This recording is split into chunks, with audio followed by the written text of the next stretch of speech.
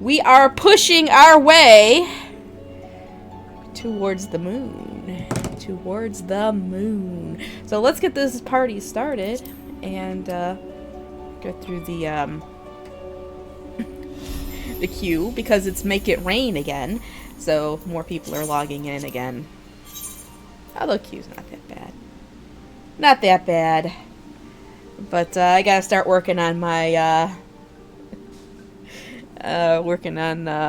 Gold Saucer again. Start doing those mini games and stuff.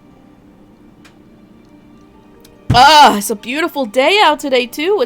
You're probably gonna hear like wind and breeze and trees rustling and stuff. That's because we got everything opened up. It's so beautiful. It's 75 degrees out. I don't even know if you know what that is, BB10. But it is beautiful. It is beautiful. Oh yes. I have a couple of things here. Let's see. Oh, from the store. We're going to take all of that. And we're going to take all of this. And then Nixie's going to start crying. But let's oh, wait. I already know this one? No! Now what am I going to do with it? Well, I just got an extra. I just wasted $2. I don't think I can give it to anybody.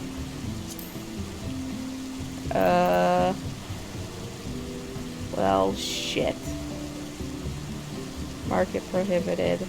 I don't think I can trade that with anybody. Maybe B10. I just wasted $2. Oh well. But look what I got. Oh, this is what when I level my dancer, this is what she's gonna be wearing. Oh yes, I just bought that. All right, well we'll worry about that later. We got to get back to where we were. Let's move this in place so I don't end up selling it or anything. Lisa's leadership attire. Okay. Where were we? New game plus.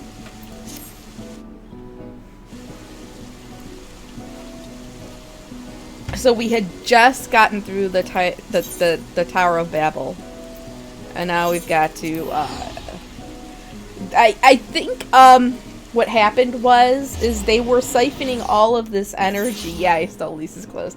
All of the ether from Eorzea and all of the world, and using it to create some type of beam that was going to try and break through shield on the moon to release Zodiark, but they were just short.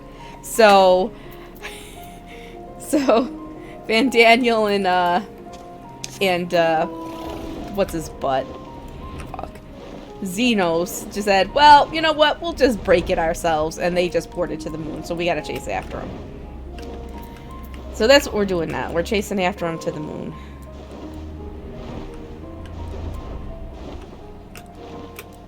Yes, Gluteus Ultima. We gotta get to them before they break Zodiark out, because, you know, when that happens, all hell's breaking loose.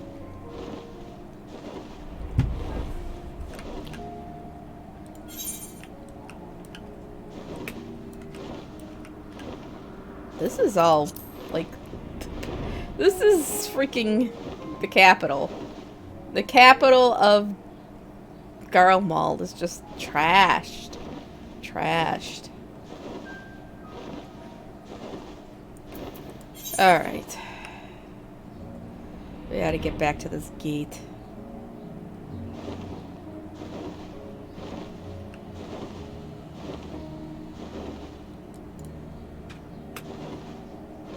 Well, I'm tired. We exercised this morning. I went for 2 walks.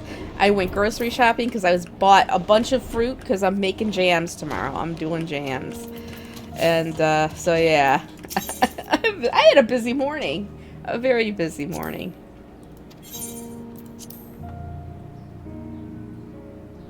Yeah, I'm gonna make a lot of jam tomorrow. I bought, Strawberries, something called pine berries, which are like white strawberries, but they have like a little hint of pineapple in them. I don't know. It's gonna be our special preserve jam. Blueberry jam, raspberry jam, and apricot jam. I've got a lot of jam to make. All right, let's. Oh my God, poor Kryl is just laying here, laying here on the ground. Oh, all right, let's go. My apologies, I was lost in thought. This device is of elegant design, which leads me to think I was right about Van Daniel.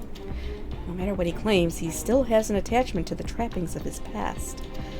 Whether knowing this will make your path forward clearer, I cannot say, but bear it in mind. But let us turn to the task at hand. As Hydaelyn said, the flow of ether will transport you to Mare Lamentorum. We must hope this ally of hers can provide you with the necessary assistance to restore the seal before Xenos and Van Daniel arrive to stop you. It seems we are ever one step behind, but I have faith that you'll make up the difference. Know that whatever awaits, our prayers are with you. Now go, beyond the sky. Alright. Time to teleport to the moon.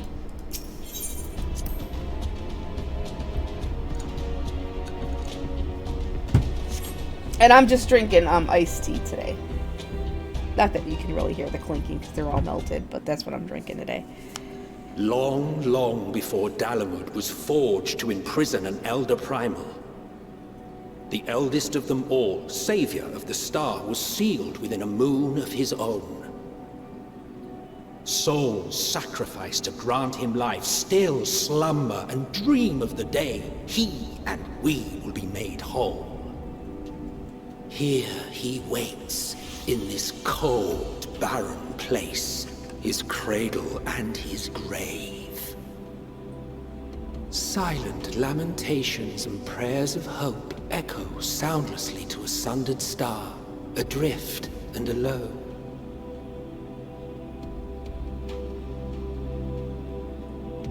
Wow, okay. You. With me. Hydaelyn's champion. Oh boy. What's this? What? It's another one of these. These guys. This must be who Hydaelyn told me to meet.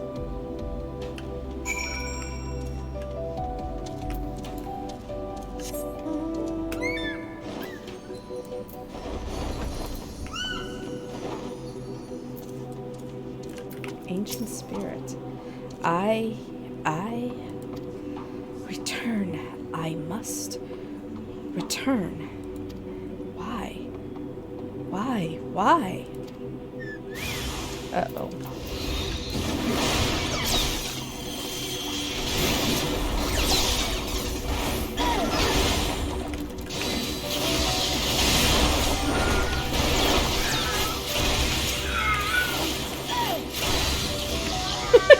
Turd monsters, I guess. If you want to call them that.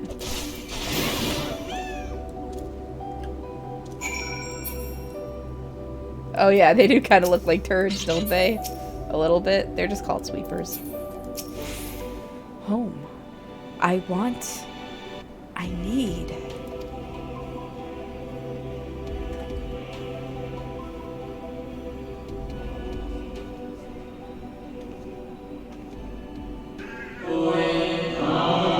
Mustn't touch.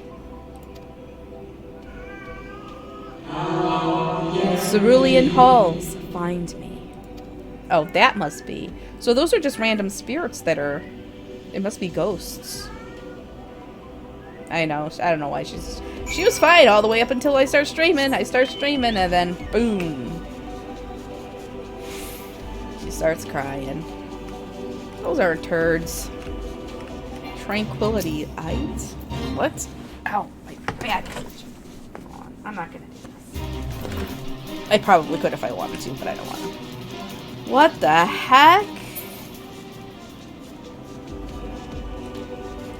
Guys, I think this is Zodiark.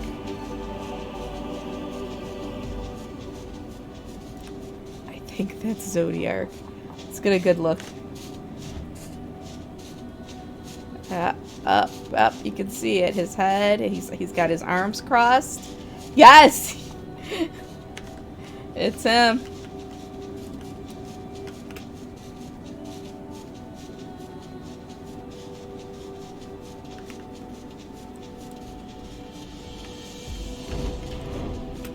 This must be the Cerulean Halls.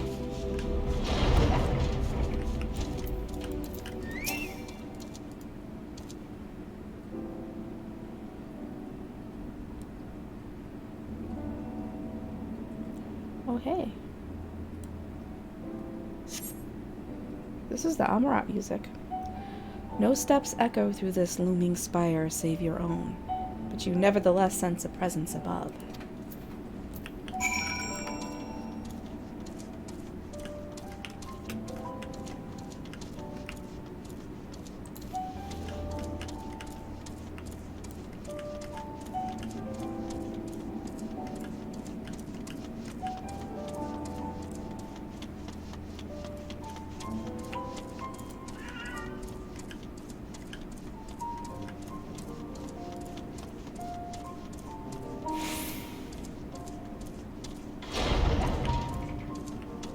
Watcher.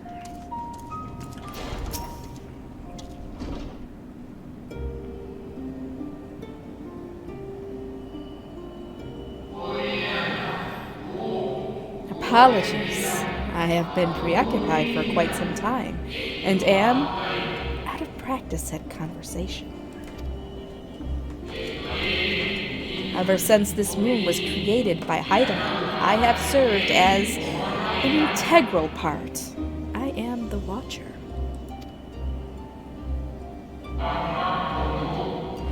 I am responsible for the prisoner and the devices that hold him fast.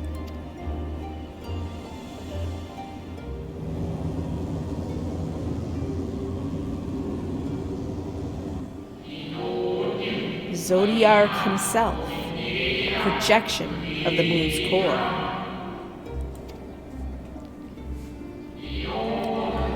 Though rent asunder by Heidelin, he grows more powerful with every rejoining. 7 there have been, 7 too many.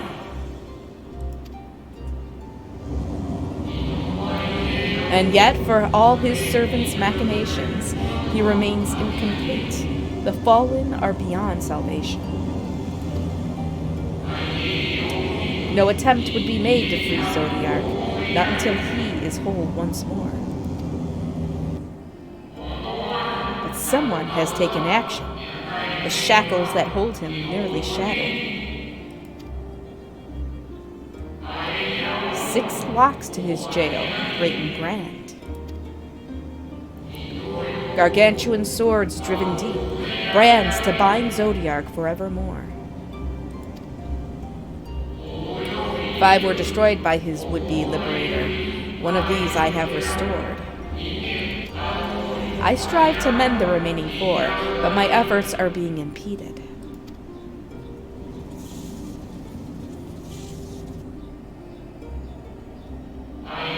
Souls sacrificed to summon Zodiark, their manifestation consequence of the waning seal.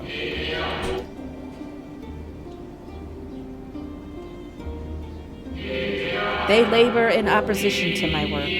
They must be expelled for the preservation of all.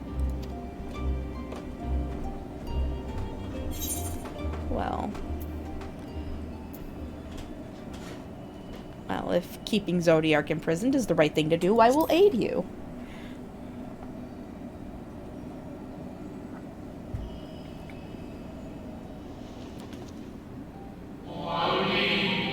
What is right and good?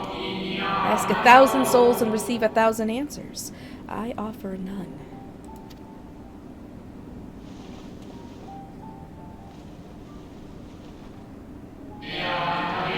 I am the Watcher and the Jailer. I am not the Judge.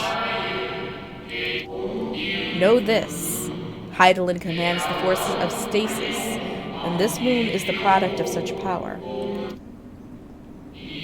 So long as Zodiark remains imprisoned in this place, no more sacrifices will be made in his name, nor will those souls rendered up in his name fade into oblivion.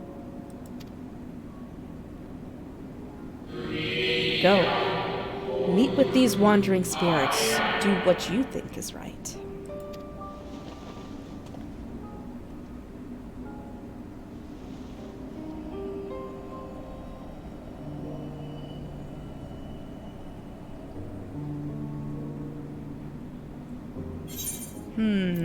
What do I think is right?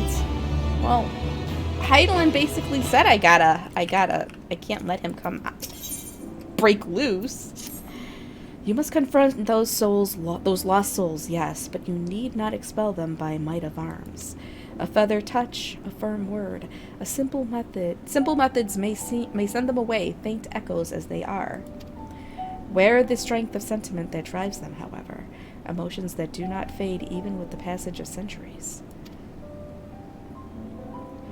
And make haste. Though yet distant, unwelcome guests draw closer. Oh, I know who are the unwelcome guests. Freaking Van Daniel and Xenos. Where? When? How long?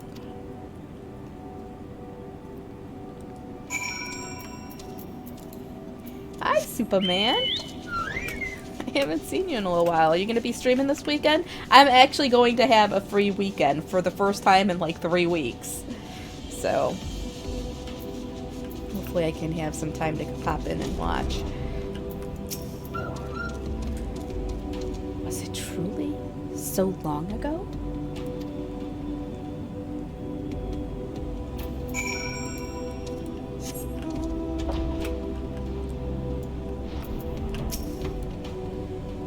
Happy, at peace with the star.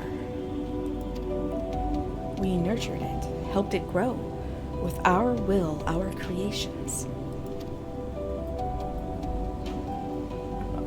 Oh, that would be... Actually, I heard graphic card prices are actually dropping, and there's actually stock in stores and stuff, which is finally, which is good.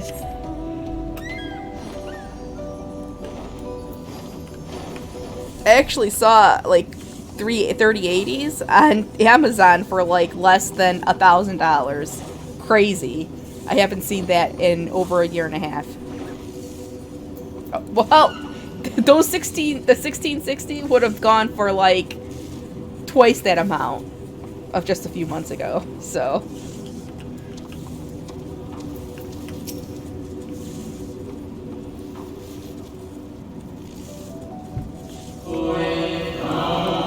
We were the stars, beating heart. It's life. Every soul a drop of blood flowing through its veins.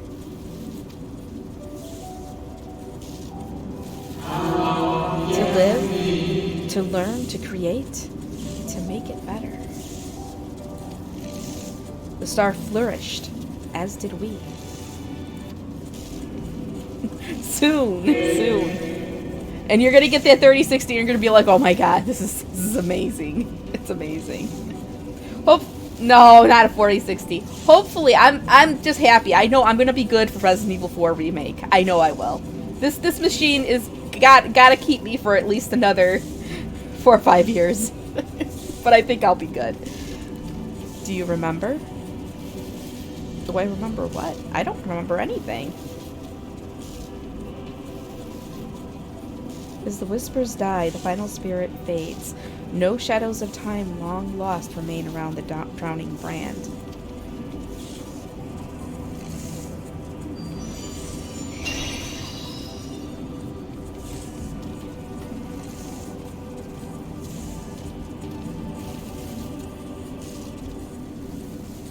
Who's this doggo?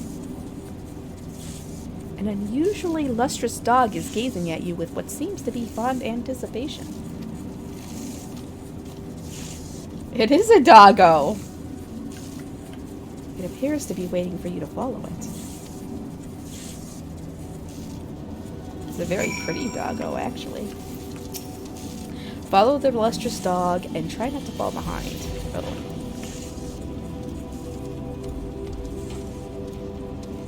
Sure, that's fine. You can always, yeah, send me a PM. I'll answer when I'm done with my stream.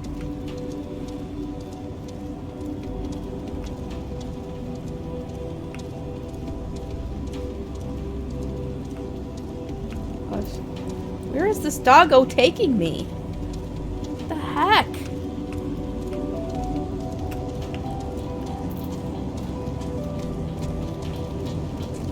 Don't be taking me right up to Zodiac now. Oh, she's going to Zodiac. Look at this. Look at this!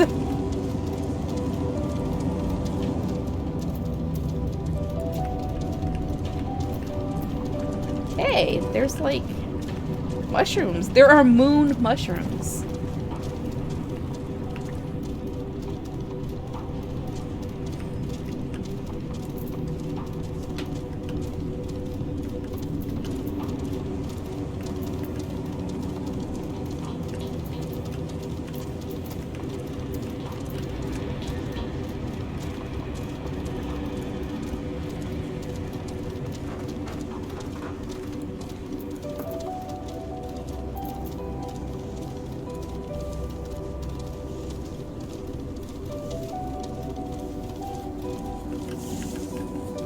Dog silently regards the spirit that lurks near the brand. Hold on. There's some of that left if you want. Just put some ice in it and be good to go. So you tell me what we're having for dinner tomorrow? No, I haven't told them. They are creepy insects, aren't they? They look like what do you call them? Mantises, praying mantises. Temperamental spirit. Okay.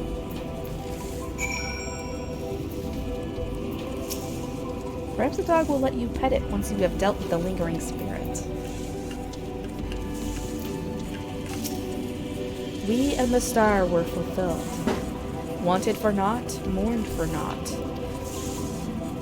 So why? Why did it have to end? Uh-oh.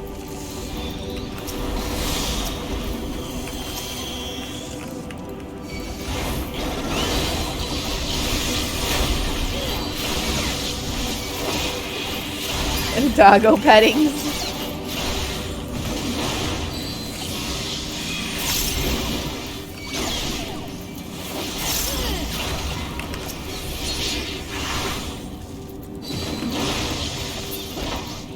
Alright, took care of the spirit. Now what?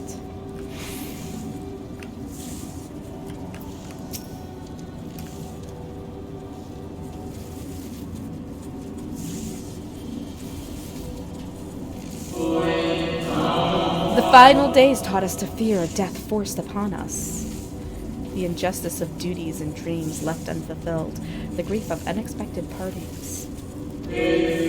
Swift as darkness, cold as ash. Such tragedy, yet no catharsis. Such truth, yet no consolation.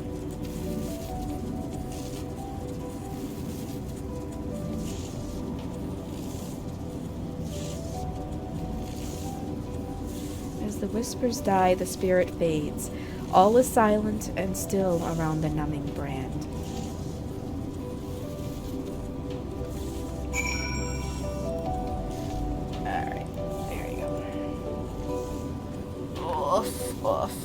Okay.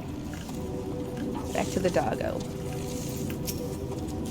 The lustrous dog is once again staring at you expectantly, and who are you to deny it? Follow and try not to fall behind. So, running off again. Doggo, why are you running through the... Just ran right through that bug. Right through the bug.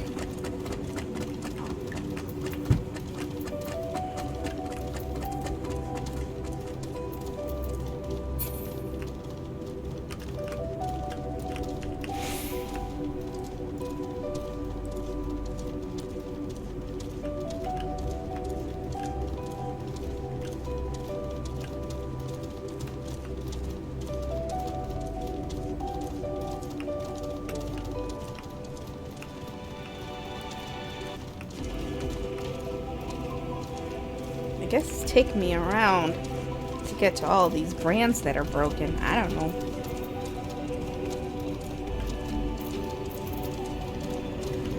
This doggo needs to hurry up. I gotta go to the bathroom again. I went before the stream and I gotta go now because I'm drinking this iced tea.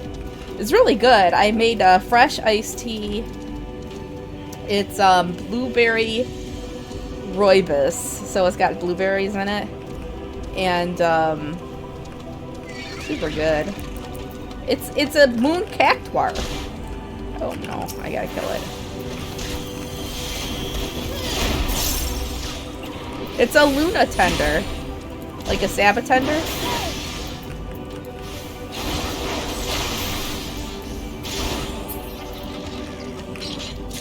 Alright. I fulfilled my objective. Now what? Dog continues to focus on the shadow as if to say, "Stop petting me and get on with it, please." Yes, Roiva's blueberry. Green Roiva. It's so good. It's so good. It's one of my favorite teas.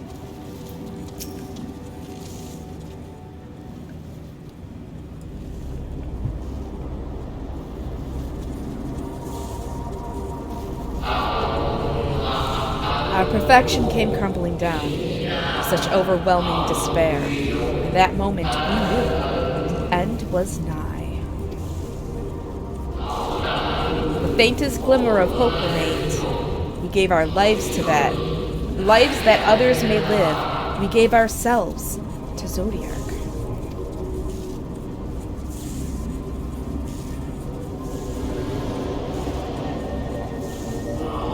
Zodiac, our Lord and Savior.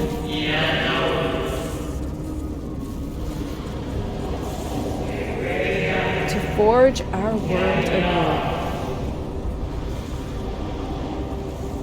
Uh-oh, I'm getting surrounded here. I don't like this.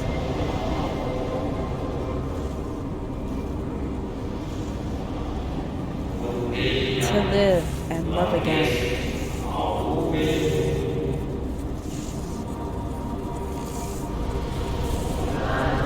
Become one with the star. Fill earth and heaven with light. Birth paradise where fear is distant memory.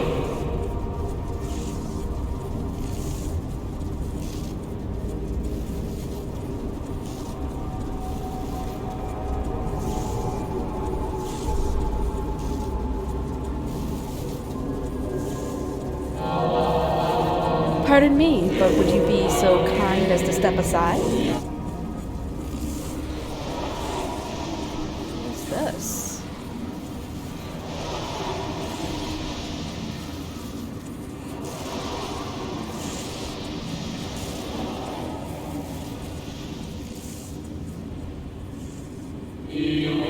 Ah, that unmistakable color, the soul of a Zen. But not the friend I knew, I think. Nevertheless, you are you.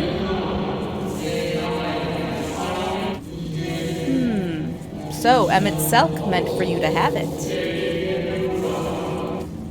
What?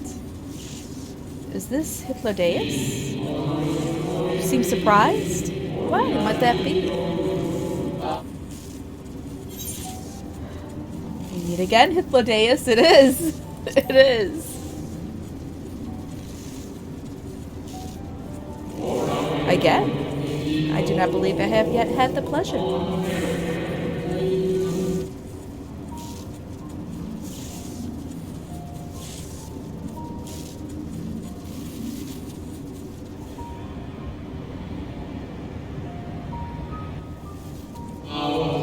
Emmett Self created a shade in my likeness, and not only me, but all of Amarot.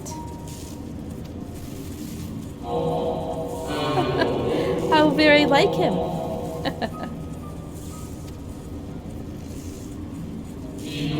A slave to sentiment, even after an eternity.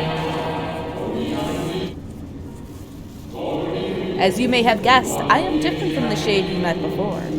No mere approximation, but the original. A soul sacrificed to Zodiac.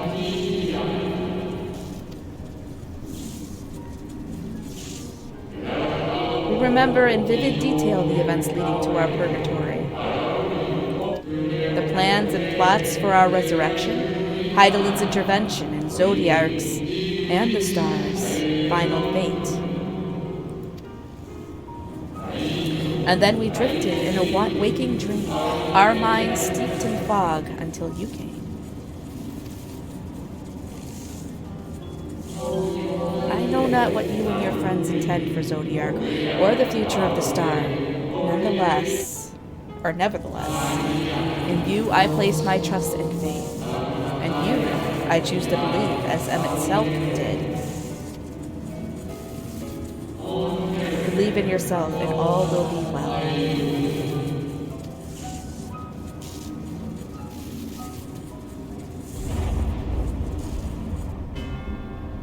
Uh-oh.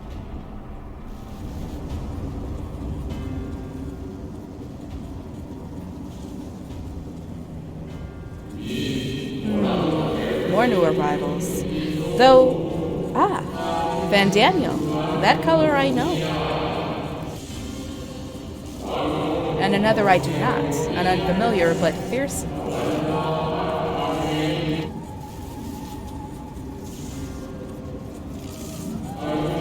I have kept you from your duty. By way of apology, I will ensure that the shades hinder you no more. Protect the final brand.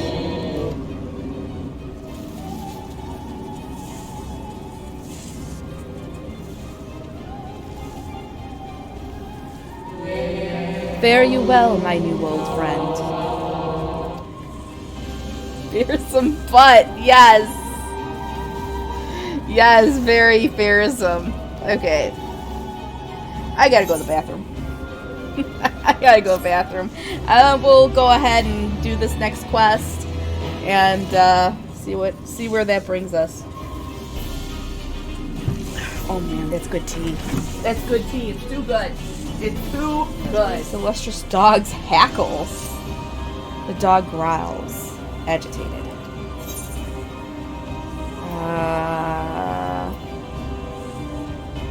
What? Cry havoc and let slip the dog of war. That's you, by the way.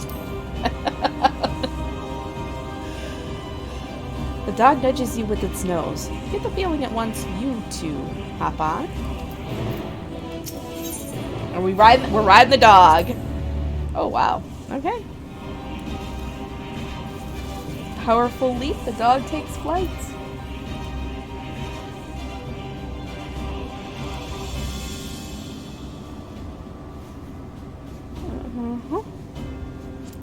Uh-huh.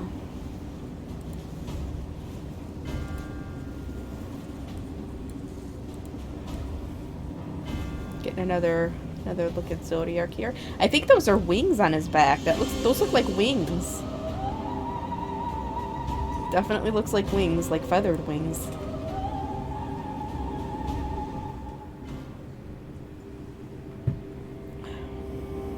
We'll see. We shall see.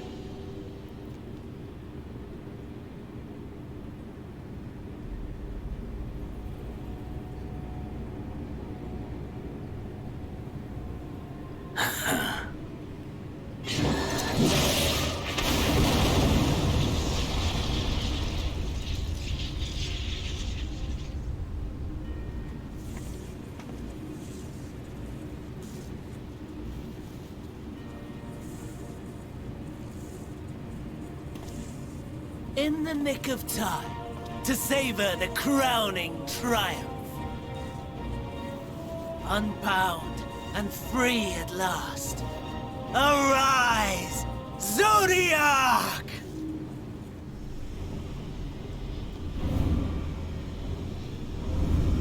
Well, I think this is happening.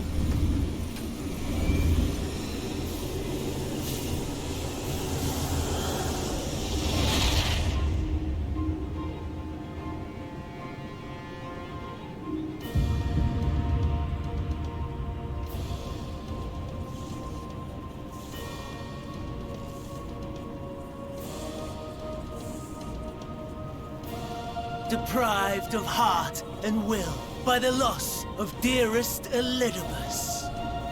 A creature of pure instinct, wanting for guidance.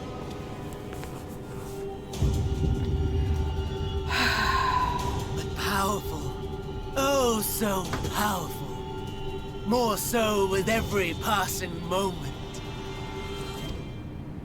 Such potential. Even in this incomplete state. Still the savior who delivered a world from certain doom. Push him into the hole. Here we stand. I don't want to stand with you, Xenos. You know my intent. Consume the god, then the world. Stoke your fury to a raging inferno, and dance among the ashes. Or perhaps you would face me here and now. A lesser but welcome amusement. I don't have time for this shit. Yes. A taste to whet the appetite.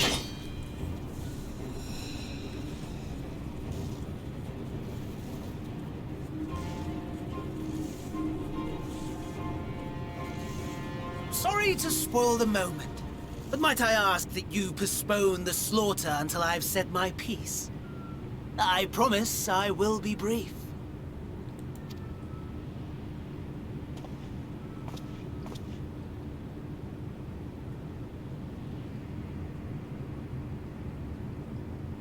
Do you remember when I told you that I wanted to die and take everyone with me?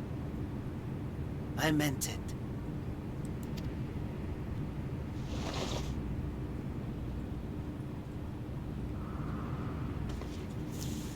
Well, I don't have to push him into the hole. He's going in there willingly. Shit.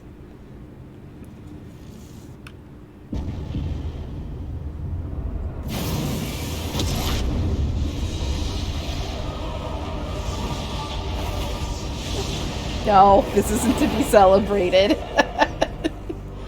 No, no, no.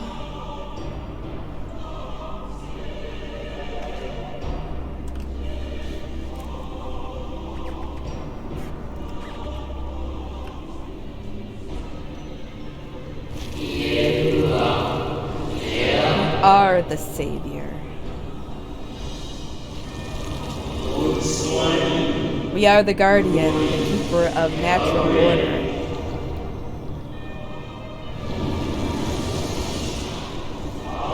We are the martyr, the bestower of new beginnings. We are.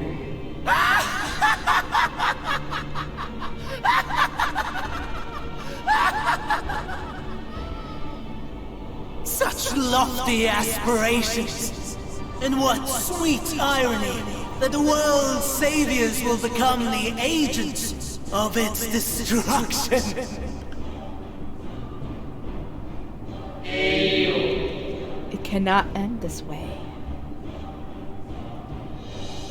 We must return and be made whole. We are the will of the star, now and forever. For the greater good, for the sake of the world. So I'm guessing these are all of the guys that were sacrificed. Lies and delusion! Shut up, Andy. The dead have no power over me. You will be silent. Silent as the grave!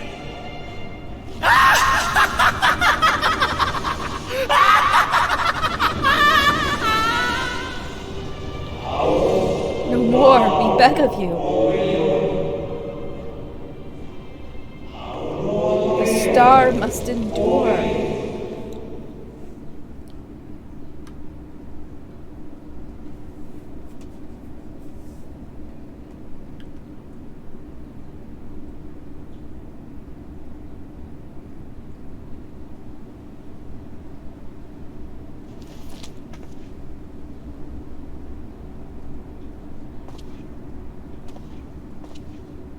Believe and walk in faith. Let the light of your soul shine for all to see. Familiar stranger. Not quite the outcome you'd imagined, but a fitting one nonetheless. Don't you think so, Hades? Hades.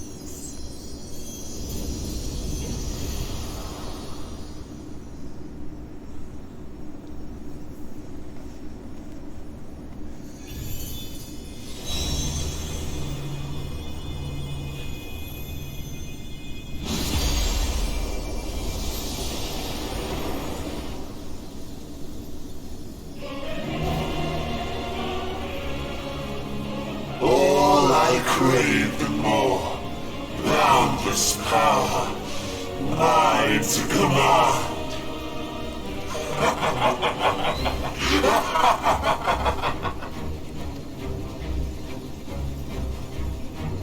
I had intended to pit my fractured divinity against Xenos. But a more tempting option presents itself. The greatest obstacle to my ambition. You will trouble me no longer.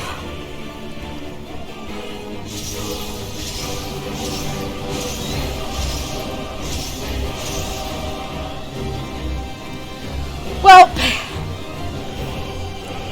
we're only level 83 in the MSQ, and we're fighting Zodiark. Alright, so I don't know if I'm gonna come Super Saiyan, but I'm not doing this as a tank. We're doing this as a healer. Alright. Let's cue this bad boy up. Yeah, I can... Oh, here we go! It popped! I'm so excited. Alright, let's do it. People are gonna get in here and they're gonna be like, what? 7 is overrated. Thank you. We agree on that.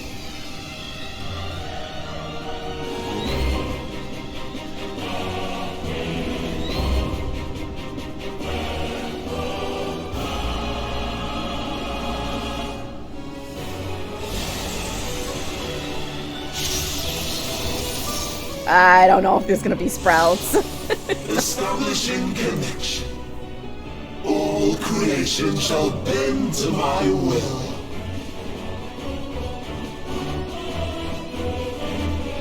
I guarantee there's gonna be people complaining that this one popped. Oh, again? Hello. It's been ages.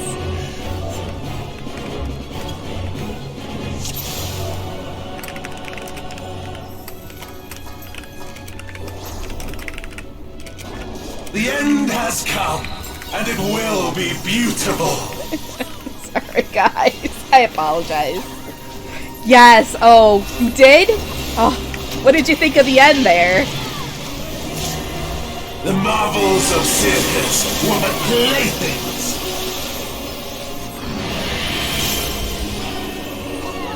Oh boy. Here we go.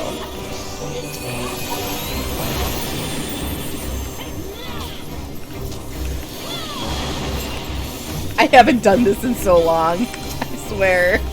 I don't remember this fight really.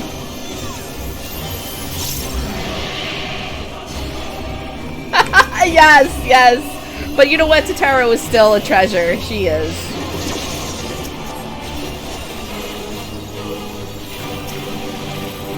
Malice, become flesh. Alright, so...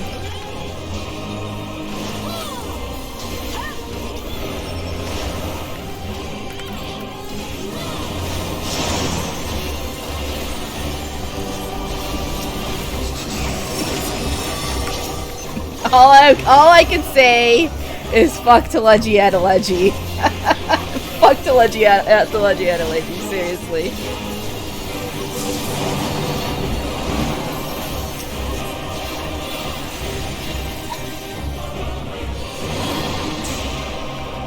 Will you live to see the end? Oh, come on.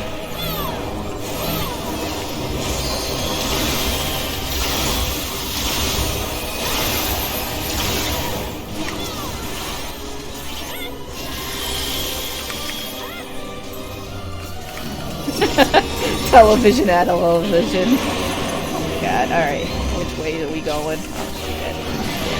Over here.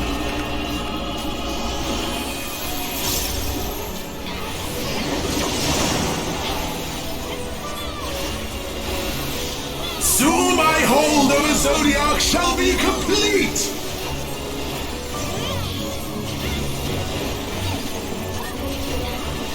Mine! All mine!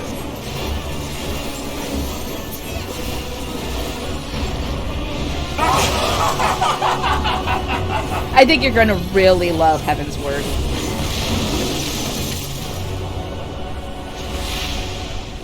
Well, he's not wearing a mask At anymore. last, I am become Zodiac! He looks pretty badass, though. I do have to say, looks pretty badass.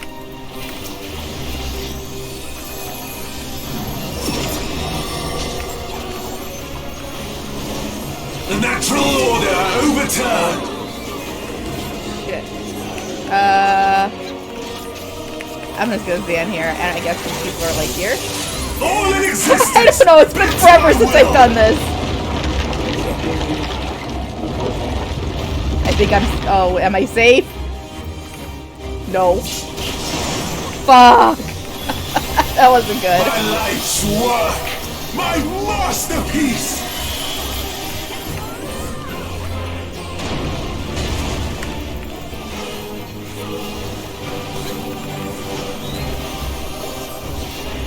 Guys, big rip.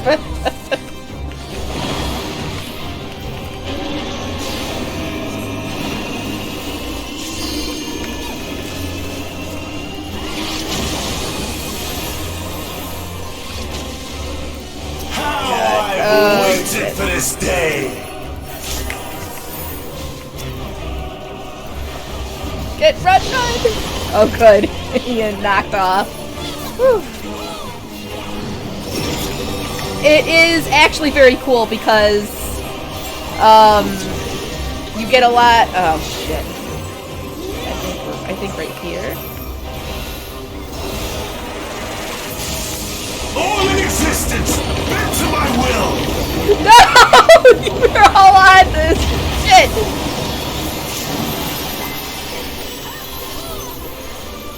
That wasn't The good. great cataclysm! Faithfully recreated! We all fucked that up. I thought I was From like... broken skies fall tears of flame! All shall burn! Okay. Alright, there we go.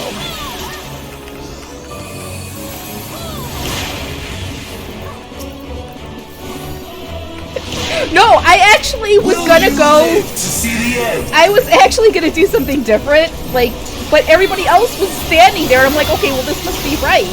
And it wasn't. I was right. I should have done what I wanted. Oh, God. People just die left and right.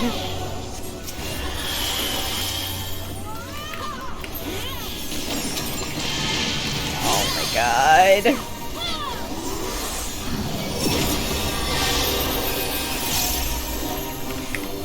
Alright, so that's... I think here is good.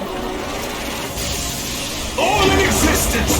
Bent to Yeah. my will! Woo! I actually got one! I figured it out.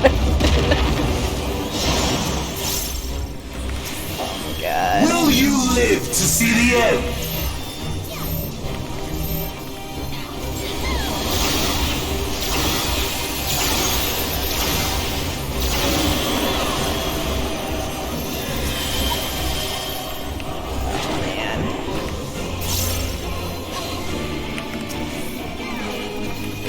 Fuck. Don't die. Crap. He almost pounded I me. have no need for restraint. No need for restraint, you say? Oh, crap. Here. Alright.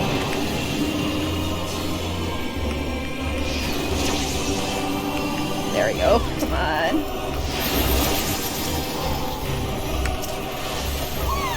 Oh, shit. Alright, so... I'm gonna go this way. So right here should be good. I think. All in existence!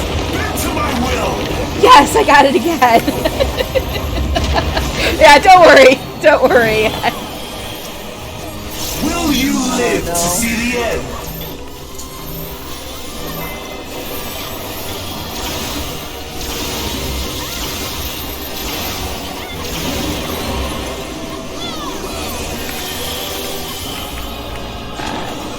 Shit, okay.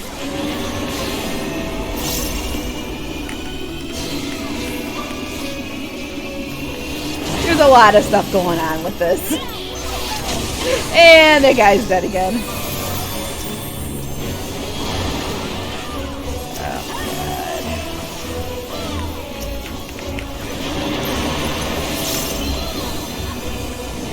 God. But no slide puzzles, no.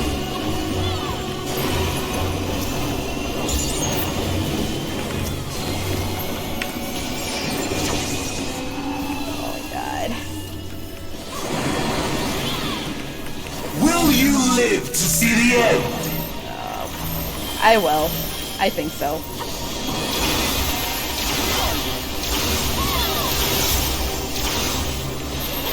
Oh shit, stay here.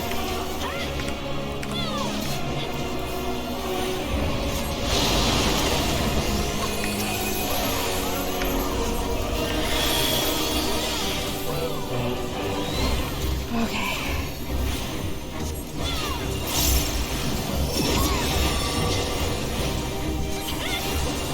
Alright, which way is it going? It's going that way, so we'll be safe here.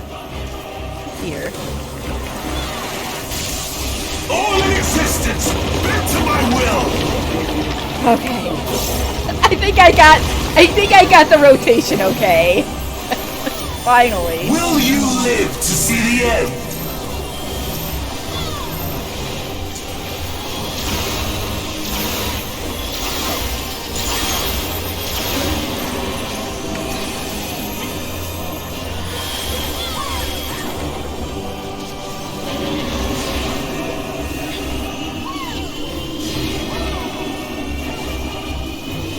Got 20% to go. We can do it. They haven't even used up, man, our limit break.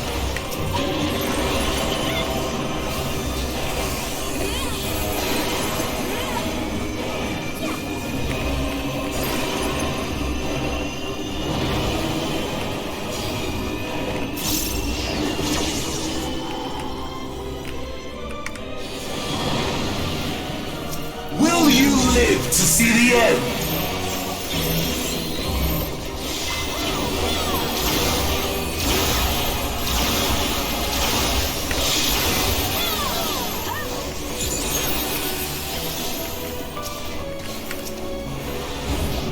Oh.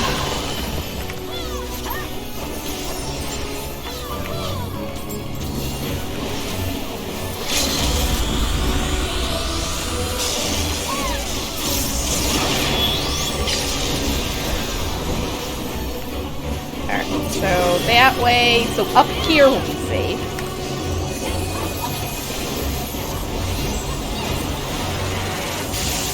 All in existence, bent to my will.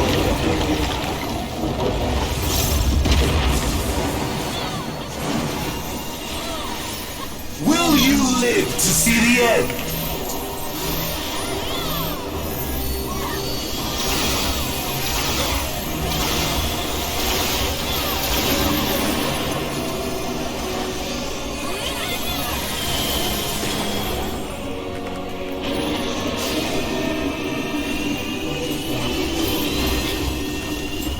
Oh, he's dead. He's dead.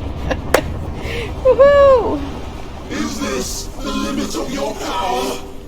Is this how it ends? Well, we just killed Siliark. Well, game over. See you guys next patch for Hildebrand.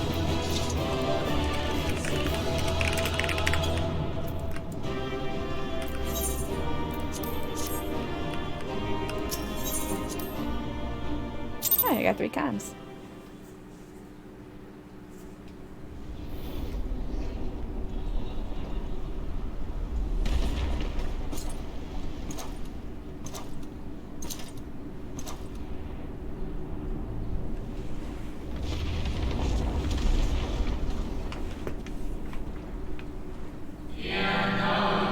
Well done.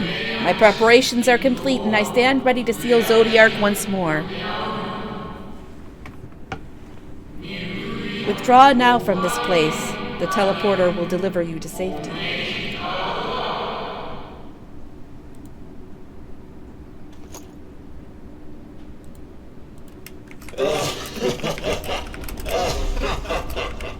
Incomplete and insufficient. Of course you is no much. Once again, you have left my best laid plans in ruins. And played your role to perfection. Thus, sealing my victory. What?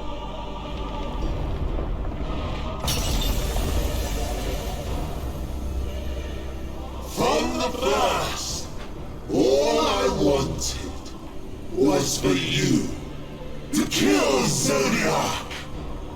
'Twas but one of many methods to achieve the desired effect. 'Twould have been the same had Xenos died in my place. But what better and more satisfying way to ensure success than to take control myself? For fuck's sake. My sole regret is that you live to tell the tale. Even so, I have fulfilled my heart's desire.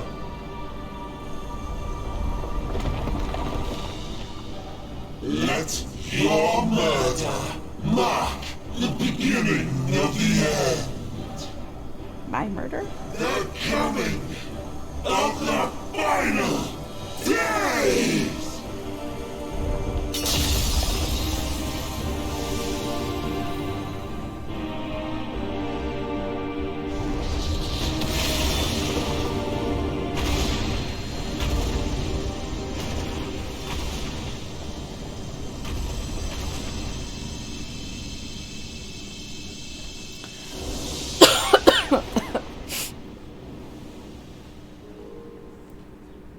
How quickly strength fades and blood cools. Old familiar sensations. So many lives, so many deaths. No different this. I close my eyes and slip into the dreamless slumber.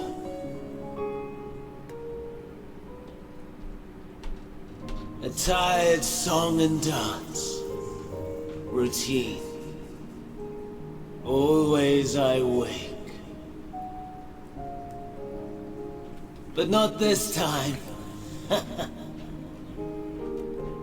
Nothing left unsaid.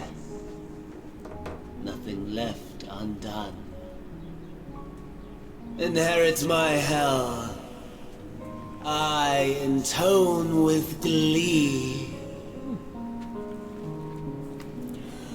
The man Can you I bring me a was water? would weep for what I have become. Not you in the garage, did you? The all-consuming contempt. Oh yeah, she is. Nice. But I've the wisdom of 10 millennia to justify my answer to the question. No value in their existence. Not a whit. For all that I looked. None that I did see. A final chance then. For Heidelin and her faithful. In Cataclysm, prove me wrong. I sneer. All shall return to nothingness, as was your will, Emperor Sunday. I, the star, and every living being consigned to your oblivion.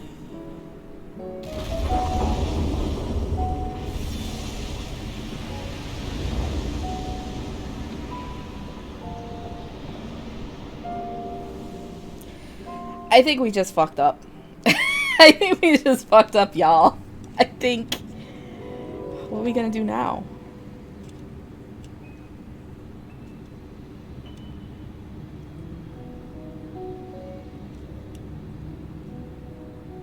He's gone.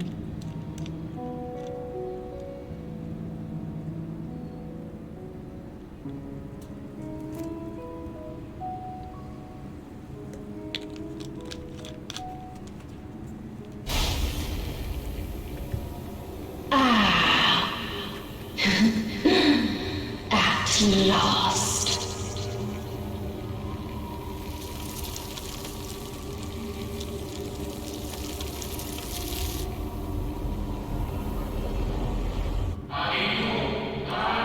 Deep breaths, slow and steady.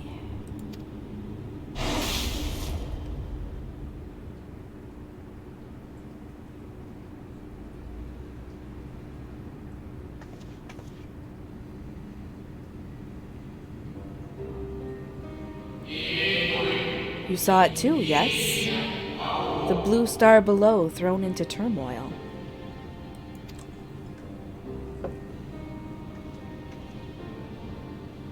Kinda. Then it was no illusion. All was truth.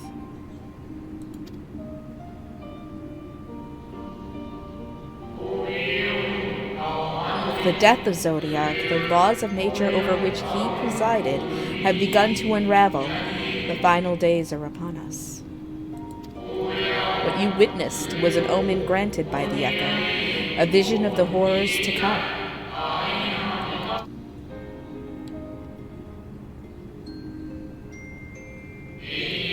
Time grows short.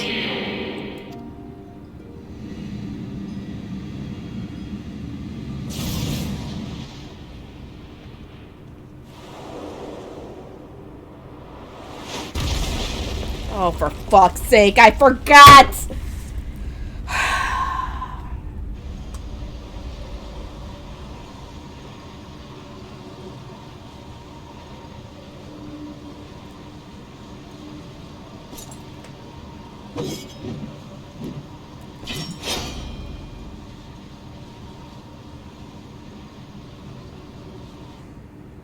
I know, right? Like, I'm just, like, so fucking over this. Even my character, did you see her? She's just like... No. I'll find no fulfillment in a contest with you this day. What's wrong with your voicing nose?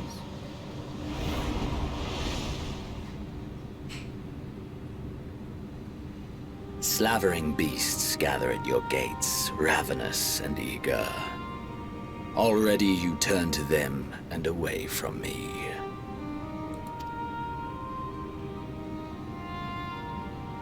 I must go forth once more in search of power far beyond the might of Shinryu. Power to make your heart run over with rage. For the eldest of primals was a betrayal of promise.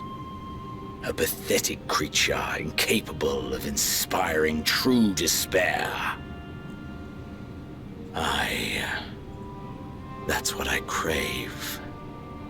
Pure, unadulterated despair.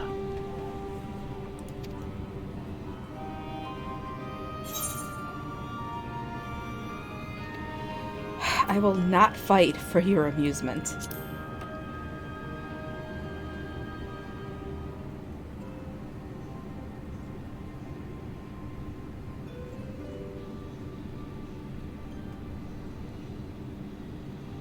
We shall see.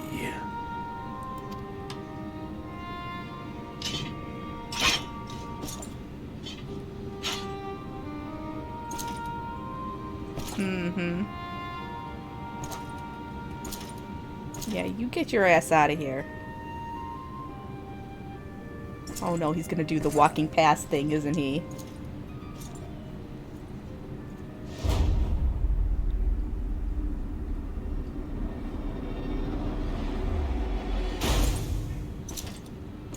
He did the walking past thing.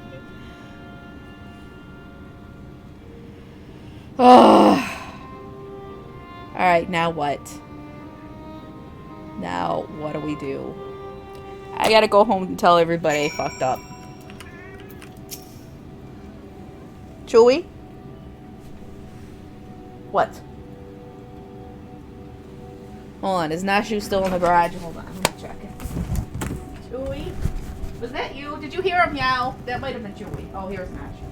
Nashu! Come here, baby. You were stuck in that garage for too long. Oh my god. How you like? Oh. Oh, you guys.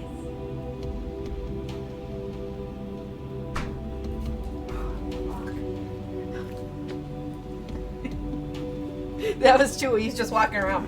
Oh, meow. Chewie, come here. Come here, boo-boo. Alright. I sense his presence on the moon no longer. If you need not follow, then I beg you stay and listen to what I have to tell you. Of Zodiark and the end of all things. Oh boy. I better get the MSQ list up. MSQ list, come on. Let's do it. Let's see. Here we go. 1,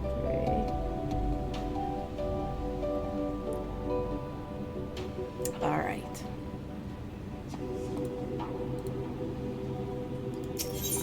Oh yes, I'm getting richer. Before we speak at length, I believe a change of surrounds is in order. I have more than ill tidings to share, you see. I sensed others arriving not long ago. Though my communions with Heidelin have grown infrequent, I have learned enough from her to know these are your comrades. And as luck would have it, they have already reached my abode. Come, let us join them. Oh, they went through and joined us.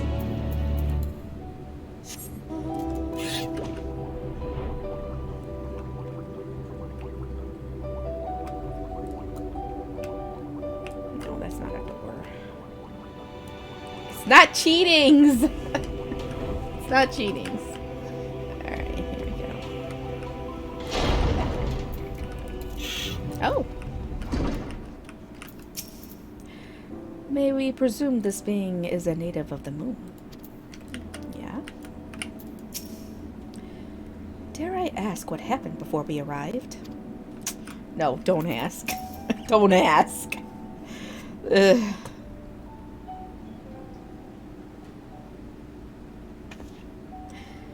Thank goodness you are unharmed. We did what we could to subdue the tempered before making our way here. Not without casualties, unfortunately. Some few detonated explosives, killing themselves and others. The contingent's healers had their hands full tending to the injured and enthralled when we took our leave. Lest you wonder, Mistress Kryl hath also been delivered unto their care. Serving as a conduit for Heidelin's power hath taken its toll, but she will recover in due course. As for Alphino and Alice, they insisted on remaining in Garlemald while we three rushed to your aid. It appears, however, that matters here have already come to a conclusion.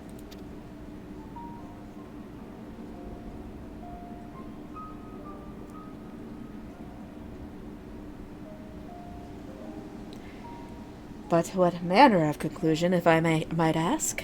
And is this the ally whom Heidelin bade you seek out? He is not unlike the shades of Amarat. Not unlike, perhaps, but not the same. I was created by Heidelin, together with this place. It has ever been my duty to keep vigil over Zodiark. Or rather, it was my duty.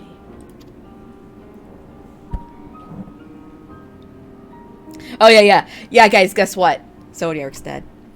Sorry. Missed out on all the fun. And because he's dead, the final days are coming, so sorry. Sorry. Then Zodiark is no more.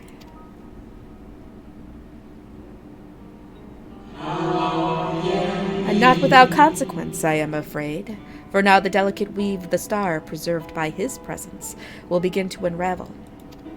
If you mean to avert the final days you shall have need of. Are you all right? My attempts to forestall Zodiark's release have all but exhausted my strength. If you might allow me to rest a short while, I will share with you all I can. No, don't leave me on the moon. Or maybe you will want. I will want to stay. I don't know. Please do. You need not exert yourself on our account. These crystals contain records of your time here, yes? May we peruse them while we wait? By all means. If you would review them chronologically, might I suggest beginning with those on the upper floor?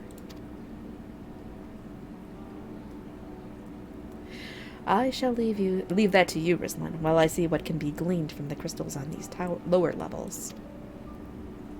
Oh, yeah, the voice actor changes, they are rather jarring at first, but you will get used to the new actors, and actually, I agree, they're so much better than the original actors. So much better. But yeah. Yeah. We gotta go upstairs. Actually, I wanna be my warrior. There we go.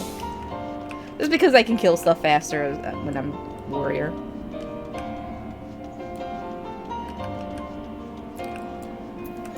Huh. Zodiark defeated.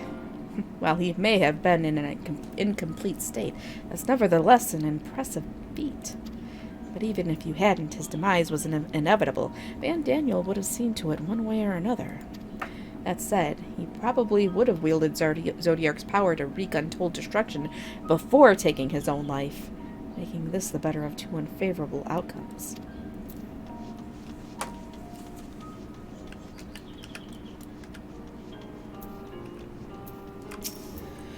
Dost thou suppose our host hath maintained his solitary vigil since the very beginning, without rest or relief? If so, these records comprise the sum total of his existence. He must needs handle them with care.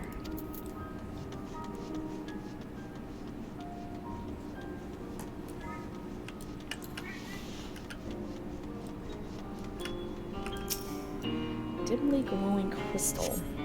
As you gaze into the crystal, ancient knowledge of Zodiark flows through your mind. Daily summary. No abnormalities detected. Oh.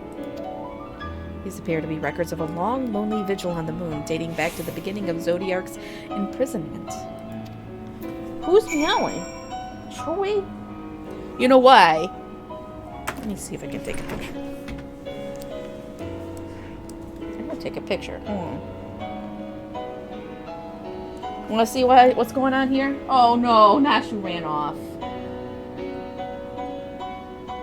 And it's unfocused.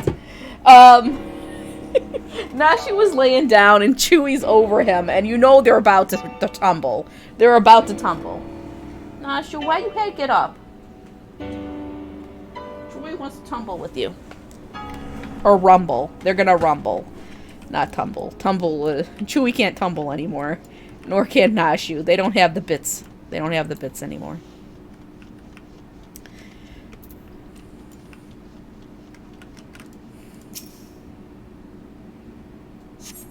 As you gaze into the crystal, knowledge of past calamities flows through your mind. The records describe how, with each rejoining, Zodiark's thirst for freedom grew, as did the strain on the brands. Maintaining Zodiark's imprisonment appears to tax Heidelin greatly. Yeah, I don't have the bits anymore. Oh yeah, we talked to you already.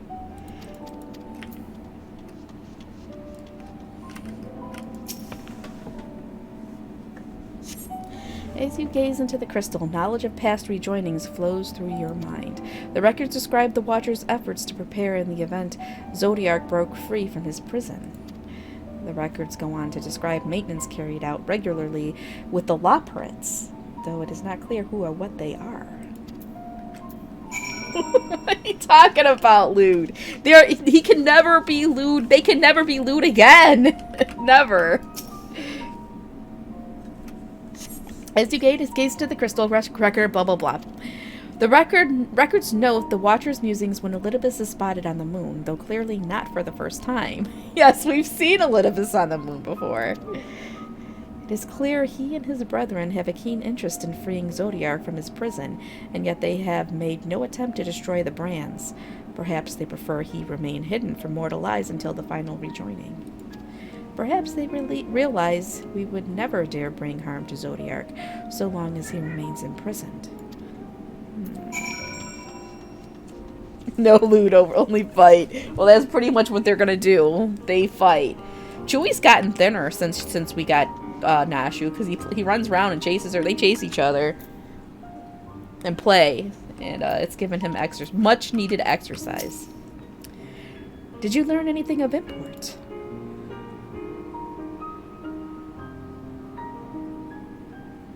So it is as we suspected. Maintaining the brands requires a great deal of her energy and focus, and this cost has grown higher with every rejoining. That would explain why contact with her has become rather infrequent since the 7th Umbral Calamity. I too made a rather startling discovery. This heavenly body we know to be the moon was in fact created by Hydaelyn. When the Watchers said he was created together with this place, I thought he only meant this facility. Truly, Hydaelyn's powers are far beyond anything I could have imagined. Chewie? God, get down.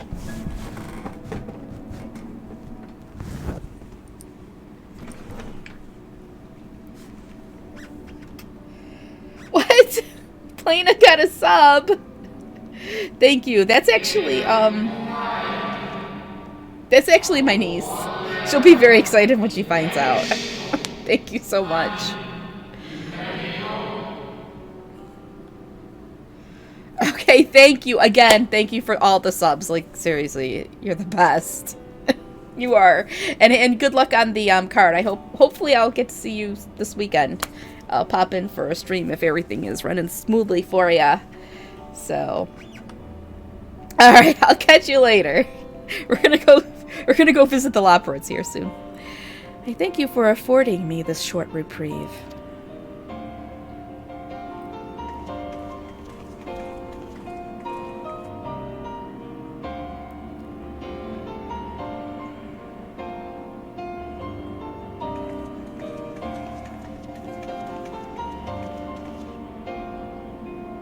It is we who should thank you. The records stored here are nothing short of extraordinary. There is much we could learn of Zodiark and his imprisonment, but perhaps you could offer us more focused guidance. Pray, tell us of the calamity that came before and comes now again.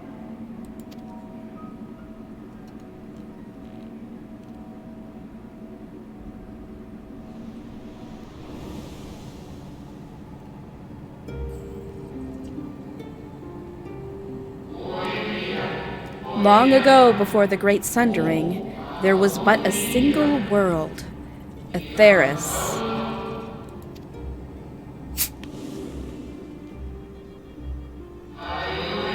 One day, from within the earth, a terrible cry issued forth, affecting a profound change in all manner of life.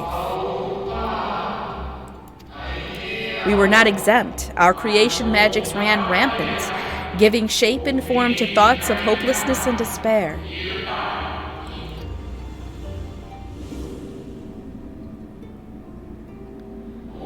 At first, the phenomenon was limited to a single region, but quickly, so very quickly, it spread and engulfed the whole of the star. Were the ancients ever able to deduce its source?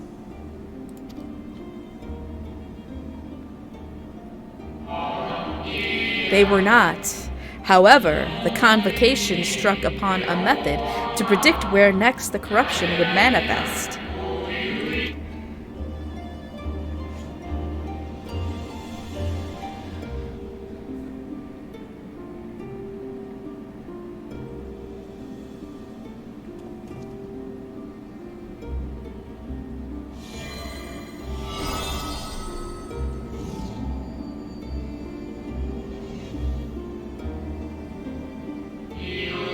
The etheric energies which flow through all of creation in the form of various currents.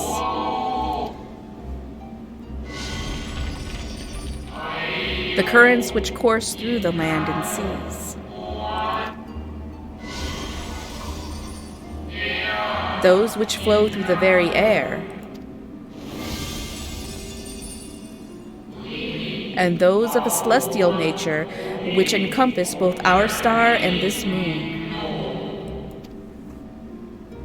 Celestial currents. I cannot say I am familiar with the concept. Nor would I expect you to be. Few scholars of our time knew of their existence. Their invaluable knowledge helped us to better understand the nature of the calamity.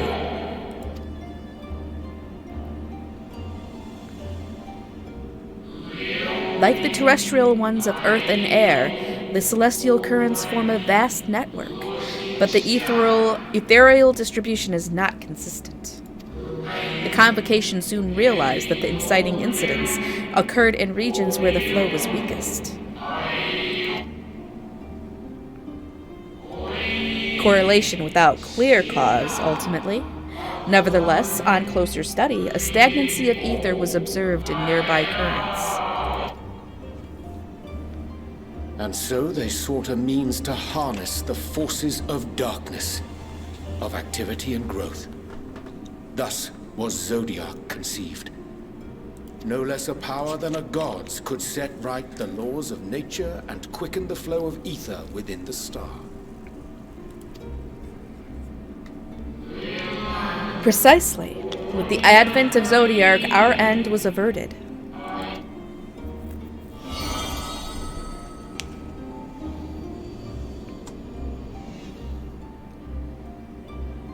Emmett Selk claimed that those who summoned Hydaelyn did so because they saw Zodiac's power as a threat. Is that true? Indeed, there was a faction opposed to Zodiac's creation, but their aim was never to unmake him. They understood the continued preservation of the natural order was dependent on his very existence. Until we could identify and address the underlying cause of the final days, he would need remain, for his departure would set in motion those apocalyptic forces once more. Hydaelyn recognized this as well, and so, rather than destroy, she sundered Zodiac, herself, and the star into lesser reflections, that she might confine him in his place.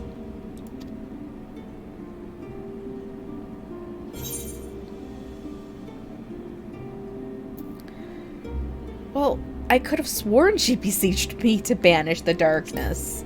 I'm sure she said it on several occasions. Perhaps she did. But as with all beings, intent is not always in accord with spoken word. Hydaelyn and Zodiac are both constructs of man, approximations of perfection limited by our own imperfections. Zodiac was, without question, the more powerful of the two, having been born from the sacrifice of half Etheirus' population. Thus was it necessary for Hydaelyn to commit herself wholly to his defeat. Still more effort was needed to confine him. Maintaining the brands taxed her greatly. With what power she dared spare, she cried out to any who might listen and offered her blessing to those who heeded her call. Though it was likely within her power to do so, I believe she did not wish to speak of Etheirus in her history. Like Zodiac, Hydaelyn's purpose is a reflection of her creators. They wish to look to the future and not linger in a prison of the past. The Ascians set in motion 7 rejoinings before we came to oppose them. How many more worlds would have been lost had we not placed our faith in her? How many more souls living in the present would have been snuffed out for the sake of those long dead?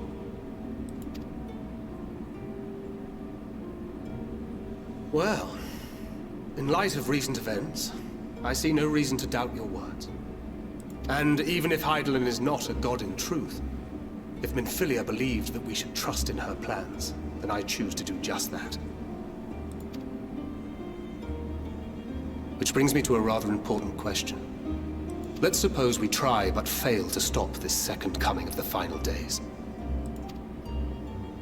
Should the source fall, what will become of the other worlds?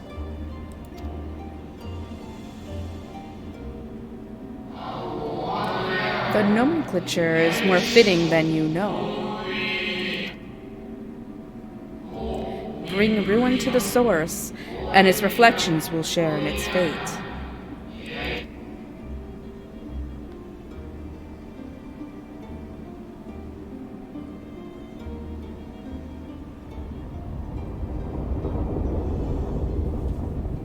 Oh boy, what was that? Ah, it is ready. This way, if you would be so kind.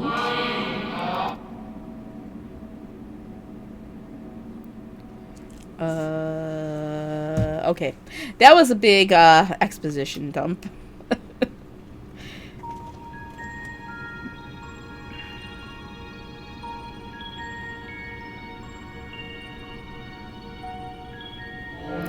A beautiful sight, is it not? Yes, but what is it?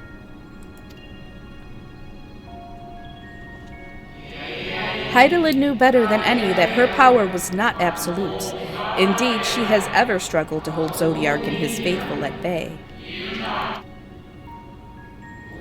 She feared the worst, and so made preparations. In the event of his demise, there would be a contingency. This moon is more than a prison. It is a vessel capable of bearing the people of Etheirys to safe harbor.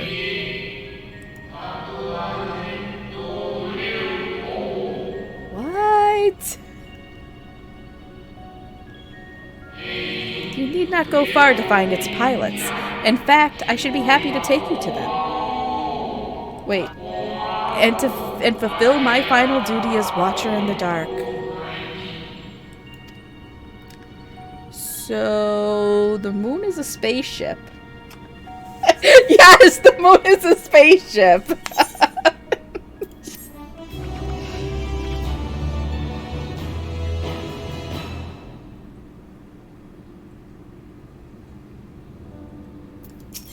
Now, let's talk to them first. Hold on. I should very much like to hear more of this extraordinary story. It may be true, but others will struggle to believe it. I can scarcely believe it myself. The moon is a ship? Well, now I've heard everything. The time has come for you to be on your way. The crater at the heart of Mare Lamentorum, where Zodiark was imprisoned, is not so easily traversed, however. Let us call upon Argos, the familiar whom you met earlier. He should have no trouble bearing you across. As Hydaelyn created me as the jailer, so too did she create Argos as the guard. It is his nature to appear when needed, and yet he is nowhere to be found. Strange. Mayhap the imbalancing of ether has affected him. Let us make for the crushing brand, and attempt to call upon him there. You need but recall the path you walked with Argos before, and you will find your way. Yeah, I think I'm just gonna fly. If he labors in service to Hydaelyn's plan, I see no reason not to do as he suggests. Shall we make for this crushing brand, then?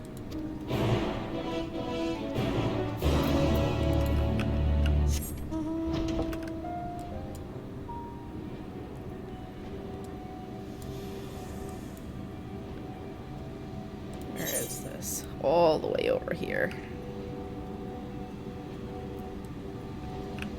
Sinus Tormenti.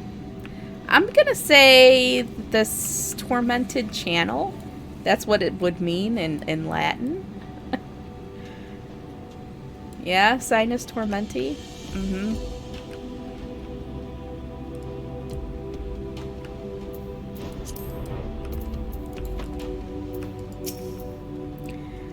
a little preparation, it might be possible to traverse the gap on foot. Then again, it would be a long, long way down if one should slip. Perhaps another time. Naught could prepare me for the boundless beauty of Aetheris, shining, shimmering amidst a sea of stars. A blue sapphire and but one of countless other jewels brimming with life, no doubt. So close and yet so far. Does not the harsh terrain remind you of somewhere we've been before? The Dravanian Forelands. Aye. A place that rejects the intrusion of outsiders, where solitude reigns supreme. At the very least, it sounds suitable for Zodiark's prison. The place we seek is just ahead, at the Chlorophosgrat. You see, Argos cannot manifest without sufficient concentrations of ambient ether. It would be hard-pressed to find a greater confluence than inside this cavern. Follow me.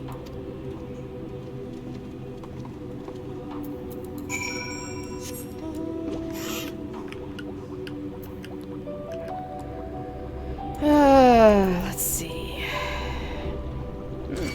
What? I don't want to kill anything. Fine. I'll kill you.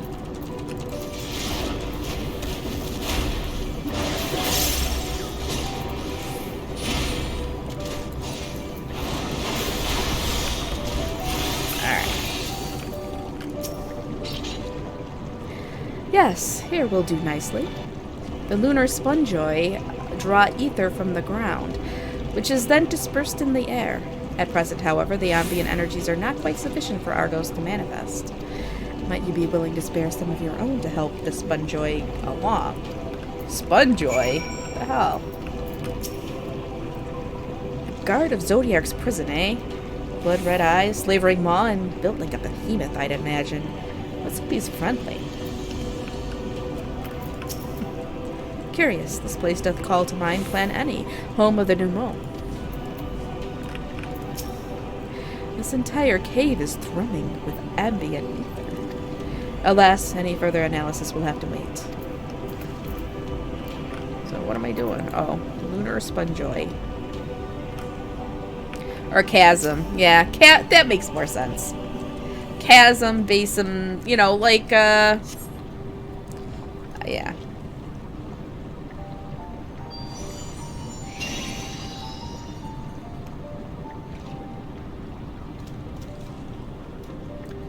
There's Doggo. Argos manifests in a flash. He seems glad to see you again. A most fascinating creation of Heidelin's. Would you not agree? Should the need arise, he is even able to create reflections of himself on a whim. Though I assure you, it was no reflection which accompanied you earlier to the brand.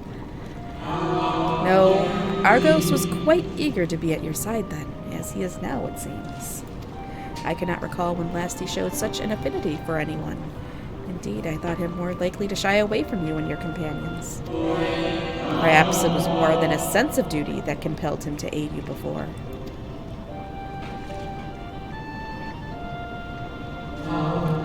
As for your companions,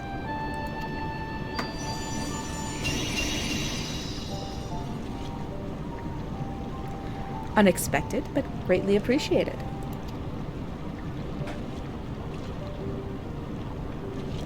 I believe we are all ready.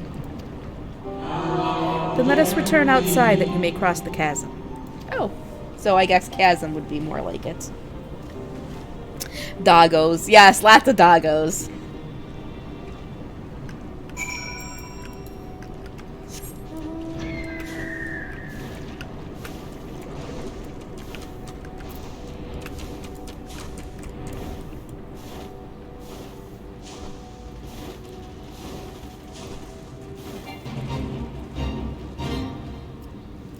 I know. You can't pet the doggos. I was expecting something a little more intimidating and less man's best friend. To whom would his Heidelin entrust the command of so grand a vessel, I wonder? Dalamud has long been described as the loyal hound of Menfina due to its relation to the Greater Moon. seems highly improbable, if not impossible, for ancient peoples to have known of Argos. But now I wonder whether there is some connection. Argos favors you with what could almost be described as a conspiratorial grin.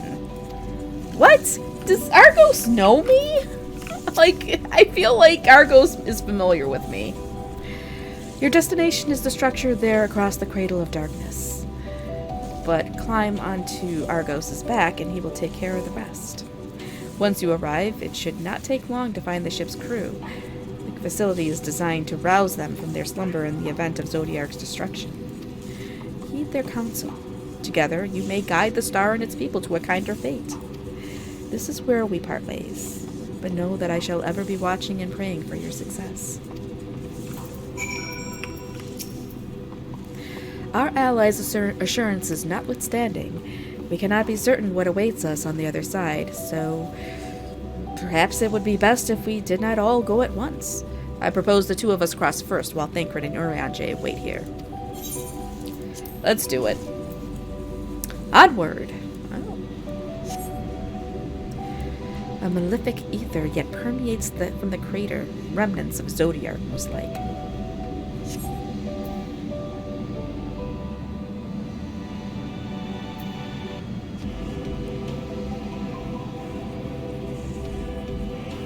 Whew.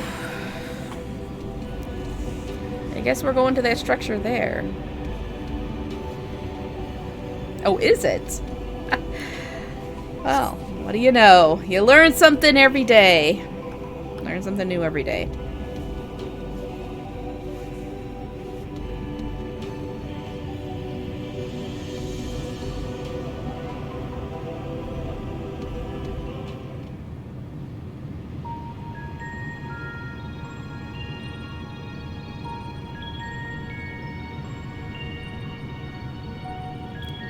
This structure is enormous, though that is hardly surprising given the size of the average Amratine.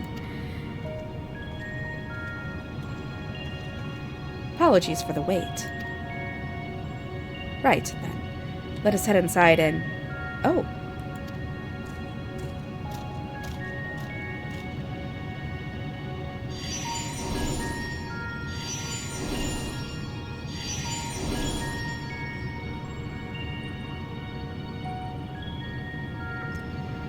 Most intriguing. A means by which he conserveth energy, mayhap. Well, I certainly wouldn't want him to blink out of existence on our account, helpful as he's been.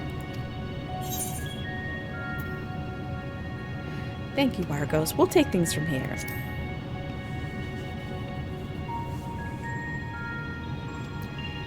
If Argos is to remain without, let us not keep him waiting over long.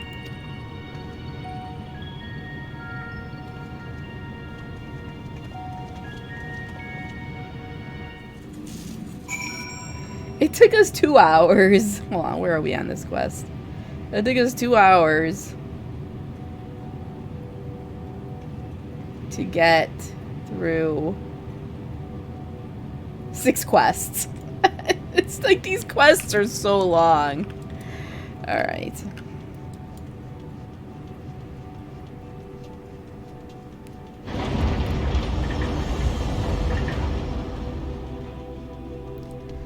Whoa.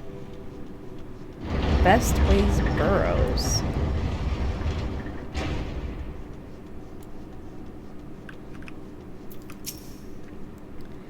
Its scale is reminiscent of Amarat, or rather, the replica we visited on the first. Truly a marvel beyond description.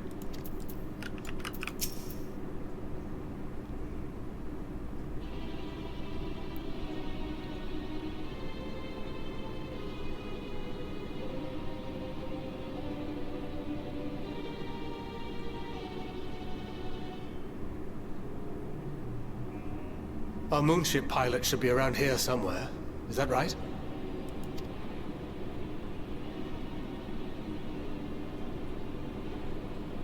Looks pretty empty to me.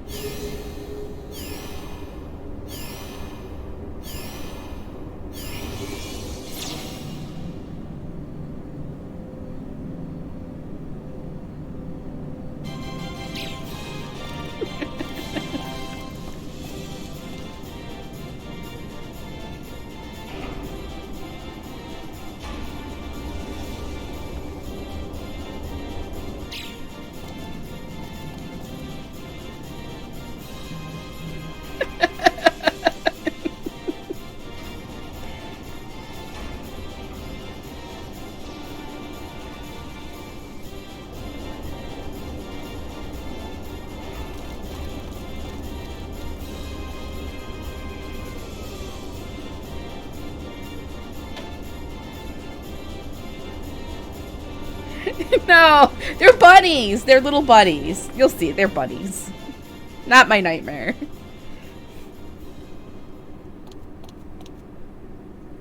Look lively, everyone.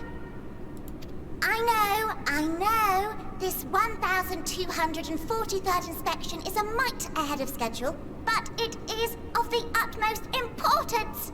For Zodiac, alas, is no more. As of now, our mighty moon has a new purpose: to bear the people of Aetheris to safety. Our time has come, my friends.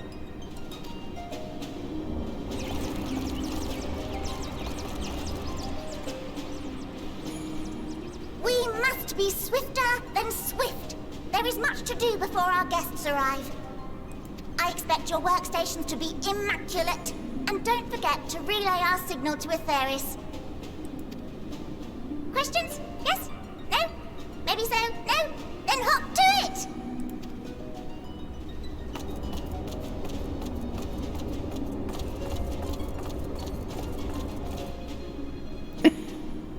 Okay. 'Tis a rather curious crew she hath chosen. Their endearing forms intended to ease the passengers' hearts, perhaps. Perhaps.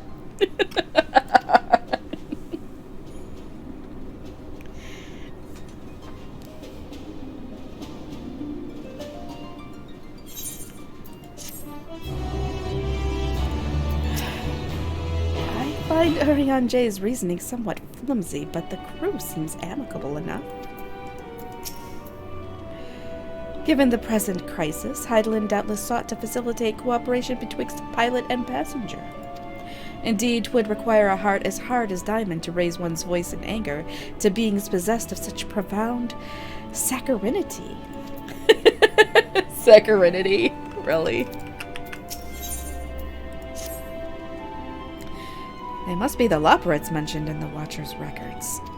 Not at all what I expected. But the Watcher did bid us heed their counsel. I assumed the one who gave that rousing speech was their leader, though we might have to ask about in order to track them down. Come on then, let's be about it.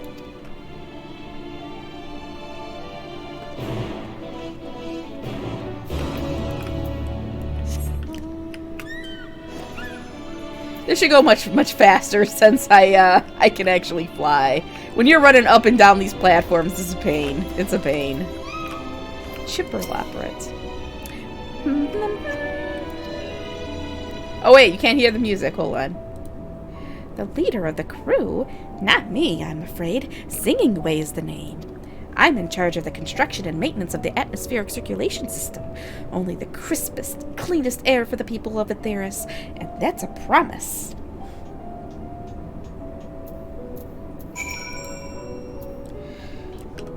Alright.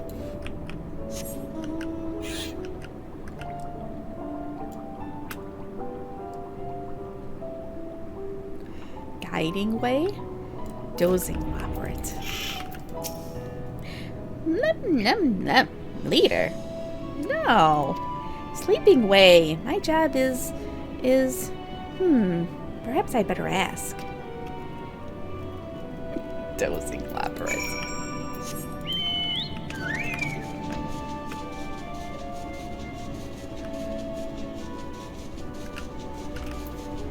Let's see. Nothing Way. What type of name is that? Snappy Loporit.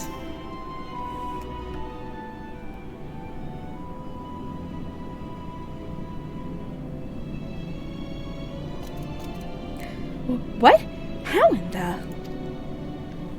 When did you get here? Who let you in? Why wasn't I told? Well, take me to your leader.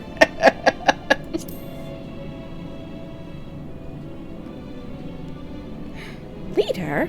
Ah, yes. Look no further. I am the one you seek.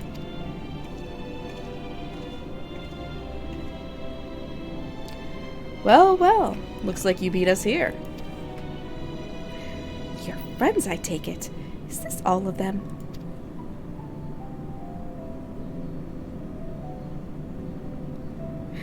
group comprised entirely of children. What must their parents be thinking? This isn't a nursery, after all, though perhaps we should build one. Or did we build one already? No matter. We needn't worry your pretty little heads. All will be well, I promise. But goodness me, we shouldn't be standing around gawping. I must take you to meet the others.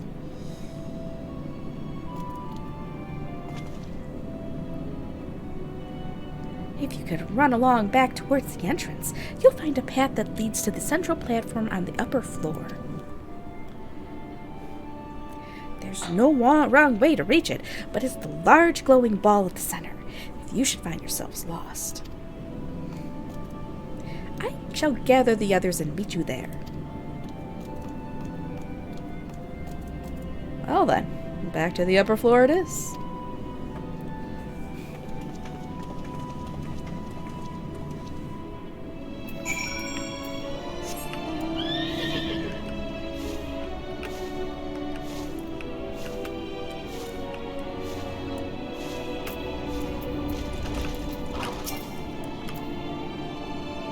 Astounding how the leopards, despite their diminutive stature, are able to maintain such gargantuan facilities. Given their size, getting from one end of this place to the other must be exhausting. I honestly don't know how they do it. The etheric composition and densities of this sphere is quite similar to the crystalline concepts we've seen before. It likely shares their capacity for storing memories and knowledge.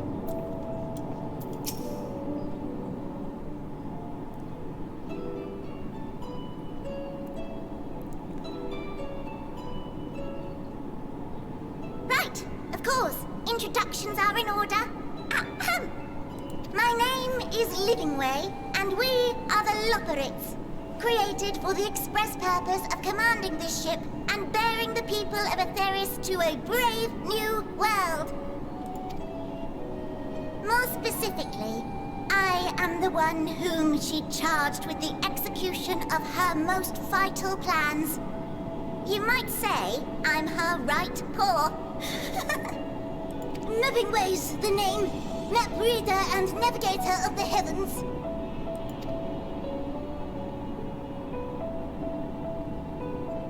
Pleasure to meet you all, but I'm still trying to make sense of this. Yes.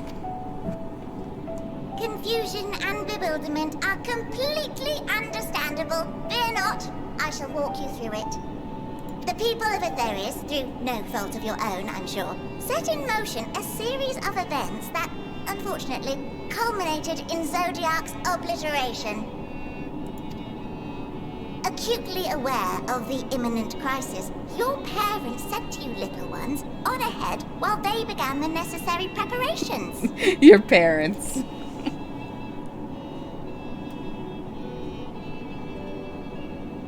Still not following? No? Very well, I shall elaborate further.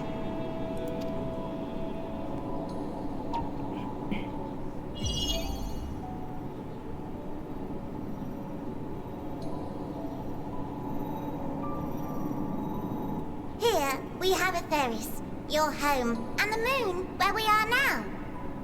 Without Zodiac around to keep things lively, so to speak, the celestial currents of the star have doubtless begun to degrade. A calamity of apocalyptic proportions will be visited upon Aetheris, bringing an end to all life. Very sad, that. So too hath the Watcher claimed. By thine unperturbed countenance, I gather this eventuality was anticipated. The doom and gloom. Oh yes, quite expected. Imagine, if you will, that Aetheris is a delicious carrot that I've forgotten to eat and left out in the midday sun.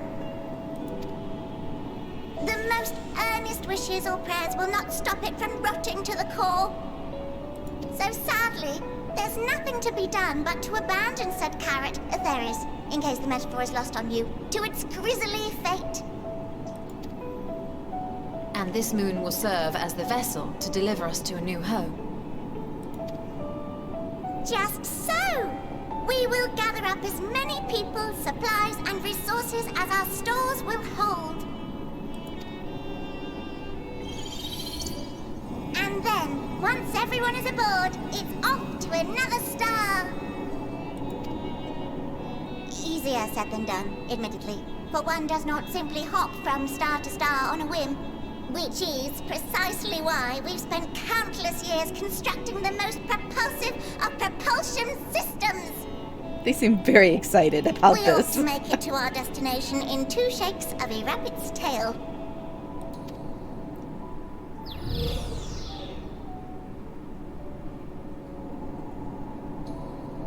Impressive technology. I dare say it is beyond anything we have ever seen. No need to shower us with praise. All we've done is faithfully carry out the instructions left to us by Hydaelyn. Back in the old days, when she was still just Venar, she was dedicated to the study of the world and its inner workings. And the Watcher, the real one, not the simulacrum you met, was one of her fellow researchers. We and this wondrous vessel masquerading as a moon are products of their knowledge and know-how. There's certainly more to you all than meets the eye. Might I ask where exactly you intend to take us? We identified a few promising candidates for resettlement some time ago, but we cannot guarantee that they are fit for habitation. Moreover, the ship can only travel in short bursts. We intend to go down our list, hopping from star to star, until we find one suitable for resettlement. No need to worry, though. The vessel is being refurbished with accommodation for an extended stay as we speak.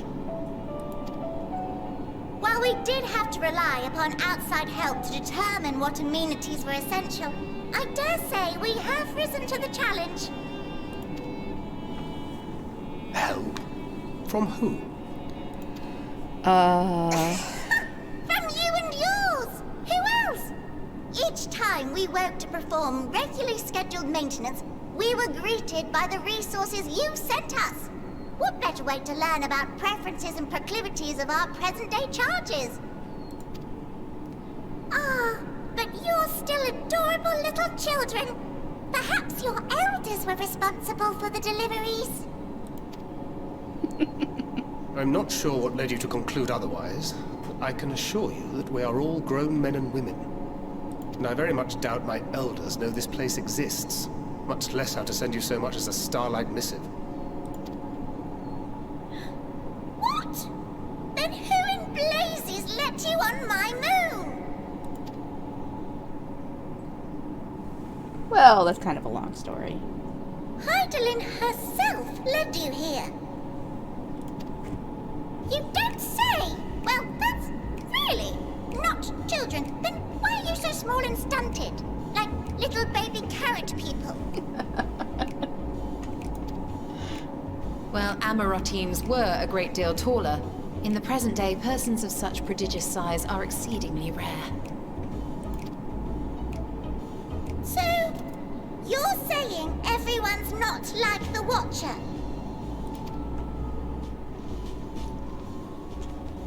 Baby carrot Oh, people. confound it all! Someone could have at least scribbled a note about your profound miniaturization. That tome in thy possession. Oh, this? One of the first books sent to us. A compendium of the people of Aetheris, with a few blank pages at the back for minor corrections and updates as needed.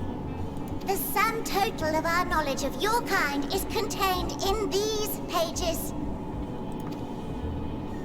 I thought it was abridged and made small for our benefit, but this isn't a regular-sized book, is it? No.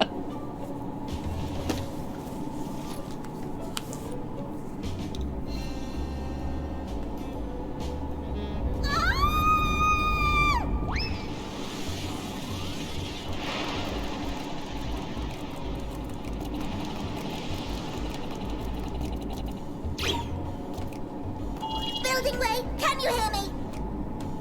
Yes, we're all very busy. Change of plans. I need you to rebuild the domiciles at 1/3 the scale. All of them. Yes, all of them, and but me no buts. See to it with all speed. Perhaps you could tell us a bit more about your terrestrial collaborators. Yes, in due time. But first, I'd like to hear more about you, if it's all the same. I'd rather not risk any other complications due to outdated knowledge of our passengers-to-be.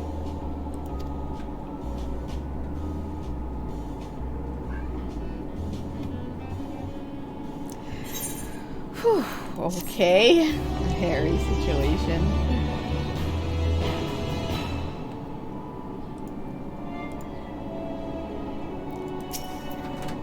I should have realized something was amiss when Livingway referred to us as children. What other delightful misconceptions do they hold, I wonder? Why do I get the feeling we're going to have our hands full dealing with the Loporrits? Nah, shoo, stop. 'Tis unfortunate that the domiciles were constructed in error, but their willingness to perform such sweeping renovations is a testament to their commitment. I cannot fathom the resources required for a facility so vast. Right then. Now that you're here, we need you to teach us all you can about your people, and quickly. It won't be long before the final days are upon us in their terrible grandeur, so it is imperative that we be prepared to receive our passengers-to-be. Is there anything at all, that may displease them? It must be addressed post-haste. And address it we shall. Here at Best Ways Burrows, we have assembled everything required to offer our guests the best way forward. We have reduced myriad amenities we understand to be essential for day-to-day living, and I wish to hear your opinions on them. I'm sure you've all worked up an appetite, so why don't we start with foodstuffs? Meet me at the Caratorium, and we'll see about filling your bellies. Yes, leave Gluteus Ultima behind. She does not want for enthusiasm. The notion of Aetheris rotting to its core being a matter of course is rather concerning, though. Nevertheless, let us take this opportunity to learn more of the Loporrits in this vessel.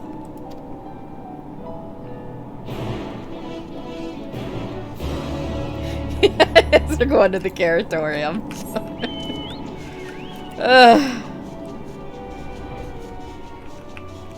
Where is it? Is it down? Oh yeah, it's down, I think. No? Oh, this is a door, I think. No, it's not. Where the heck is the Caratorium? Oh.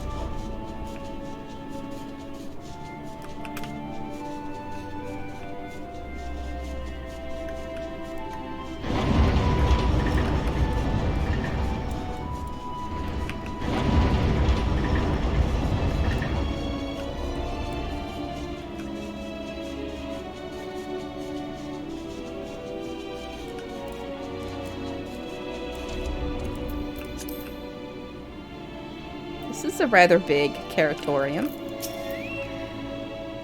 Hast thou spied the peculiar sentinels patrolling the vicinity? Approach them with caution, or better yet, not at all, for they make no distinction between friend or foe. Given their earlier confusion regarding our size, I cannot help but wonder if they even know the first thing about us. The only one who suspects we're not going to find anything edible whatsoever? Welcome to the Caratorium. Here we create prototypes of the various sundries required by our soon-to-be passengers. Allow me to introduce the head of foodstuff production. Cooking away! Pleasure to meet you all. Our work has involved no small amount of trial and error, but after many cycles of painstaking labor, I dare say we have created the finest cuisine our guests could ask for. I've learned all about the essential nutrients for a healthy and balanced diet from the reference materials we received. Why, I've practically worn the words from those invaluable pages. Naturally, we've also considered ease of growth and production. We will not want for ingredients. I must insist you try some. We have fresh stock recently prepared on account of, well, because we just woke up and we're all quite famished. Hop along the platforms here and you'll find a storage unit full to bursting with delectable delights. Help yourself to anything you like.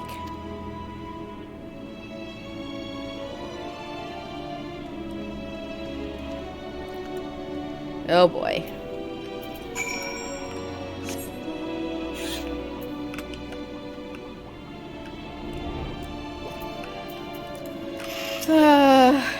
Well, here's a conundrum. Which carrot? I can't even read what it says. You open the storage unit and find a rainbow-colored assortment of carrots.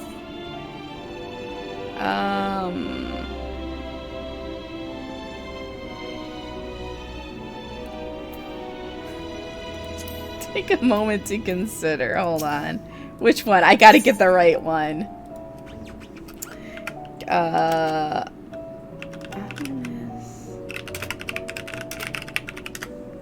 Let's see.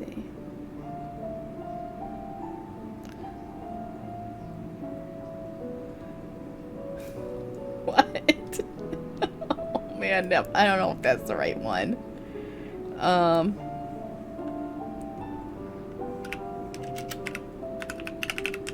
I gotta get the right one.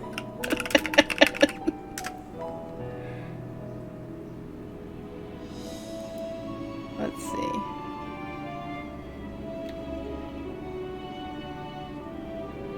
Ugh.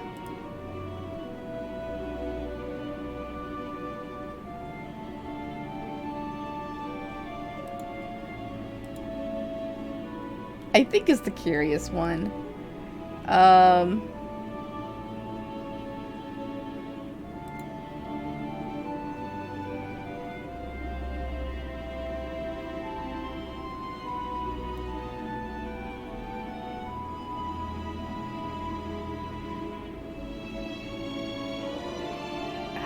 Crap.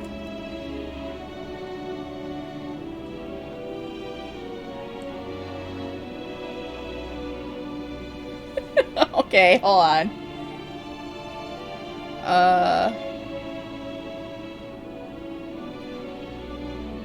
Okay, I think it's the red,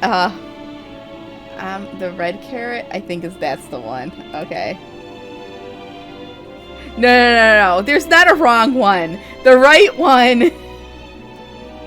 The right one is gonna give me some, yeah, I think it's the ominous crimson carrot. Wait, hold on. No.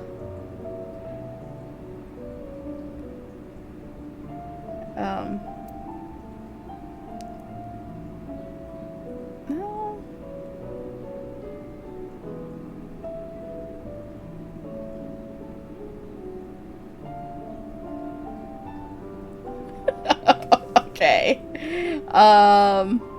Okay, I think it's the orange carrot. I think it's the orange one. Okay. So we're gonna take from frond to tip, no scratches or blemishes mar this immaculate specimen. Nevertheless, if not for its excessive length and girth, one might think it was an ordinary carrot. Are you certain you wish to eat this carrot? Yes. Okay. On second thought, you elect to simply take an obscenely large carrot for now. Due to its bizarre qualities, it would be prudent to ask Cooking Way whether it is safe to eat first.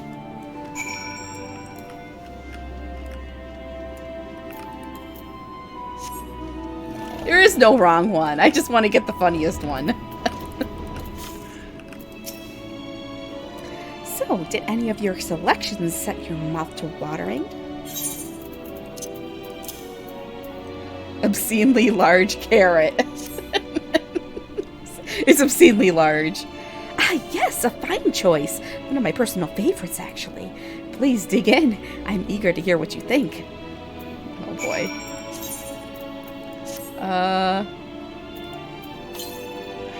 With great trepidation, you take a bite out of the carrot. There is a satisfying crunch as you sink your teeth into the orange skin, and a warm, tingly sensation runs down your spine. With the second bite, a wave of euphoria washes over you, and you drown in bliss. Alas, as you finish, the elation fades, leaving you with a desperate craving for another carrot. What? What just happened? What just happened?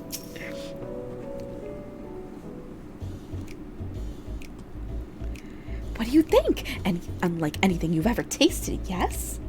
The carrot of happiness is full to bursting with nutrients and is guaranteed to leave you feeling satiated. It's a staple among us Loprits. We have plenty of other varieties too. Bleeding carrots to improve blood flow, drain carrots to help with sleep. So you see, we have a carrot for every occasion. Oh. I can certainly see demand for this in Charlian. They are kind of extraordinary, though.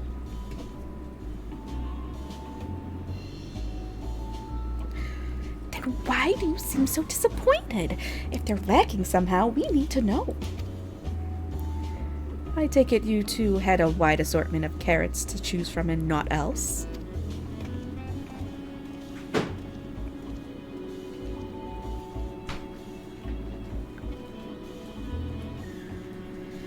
If I may ask, what exactly did these collaborators share with you about cuisine and the Theris?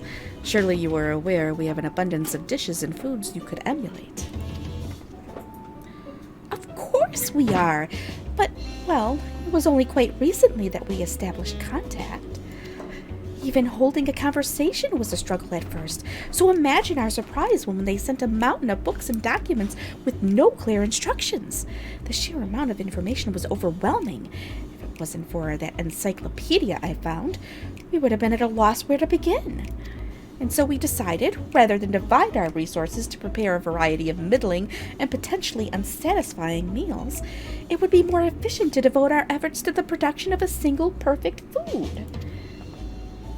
That's all well and good, but man cannot live on raw carrots alone. Have you considered cooking them? You mean steaming, boiling, roasting, and the like?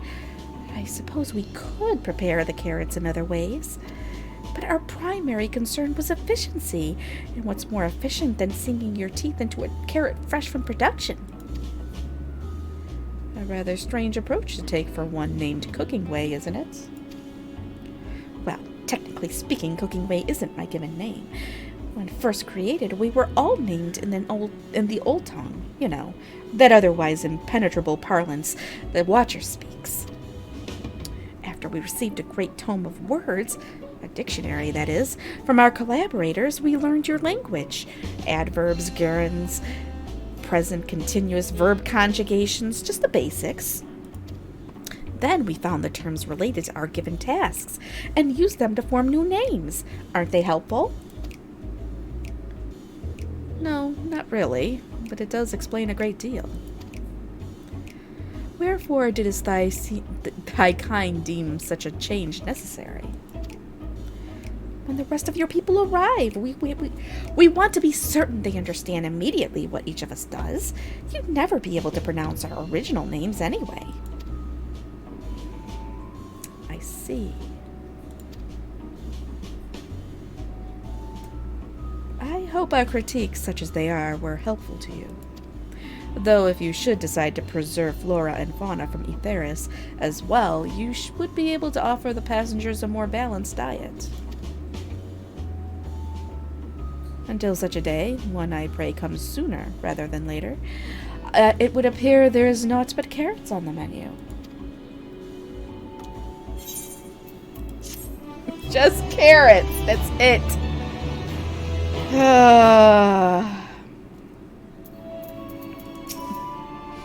Well, I'm sure the Loprits would hop at the chance to expound upon carrots in exhaustive detail. Perhaps it's time we moved on.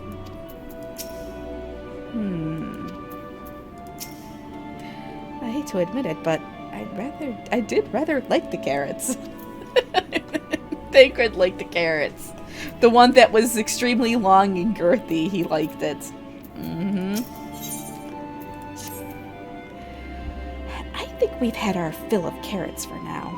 Let's move on to other necessities, shall we? Our clothing production is sure to impress. This way.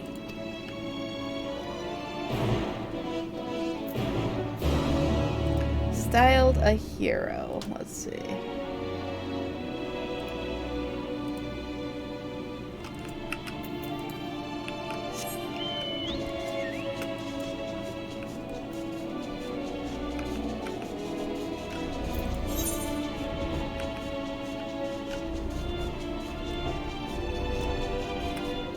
I guess these are all just carrots.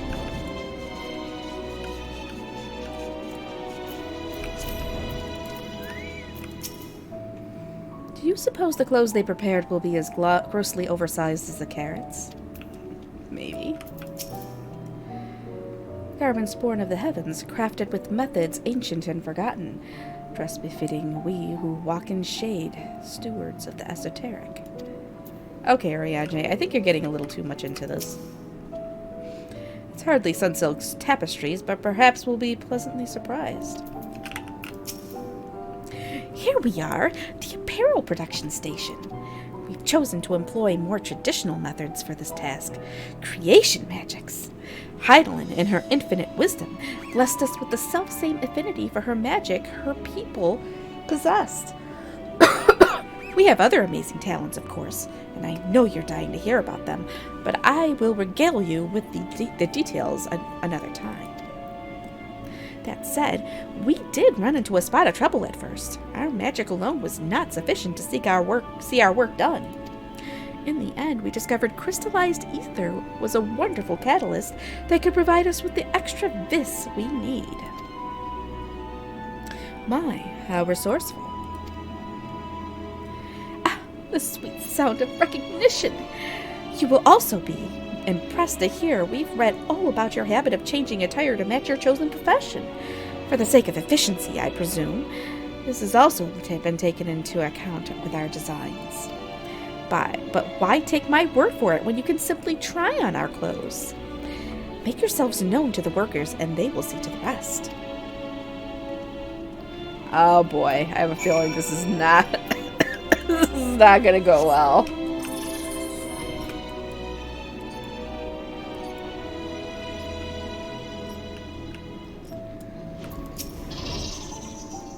Ah, it's you! One of the visitors from Aetheris. Goodness me, Mapping Way wasn't kidding. You really are smaller than the Watcher. Oh, right. You're here to try on a set of clothes, yes? What would you have me fashion for you today? Oh boy. An outfit that embodies my bloodlust. I think that's what we need. Definitely. Embodies your what? This will only take a moment.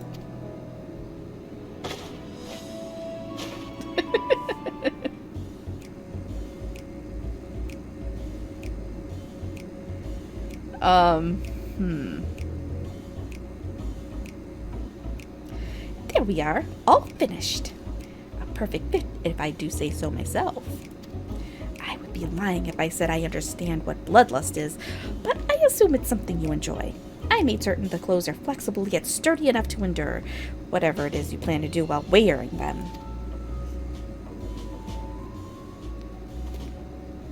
Would you look at that? Speechless! And there I thought you might not like it. If you've a mind to try something else, why not speak with my fellow artisans? I'm sure they'd be happy to oblige. You must continue wearing these garments in order to progress. You will change back to your normal garments if you move too far away. Look to your map for the garment changes, areas, effect, blah blah blah. Speak with the restless leper to restore or prolong the garment change, blah blah blah. Oh my god. I gotta wear these clothes.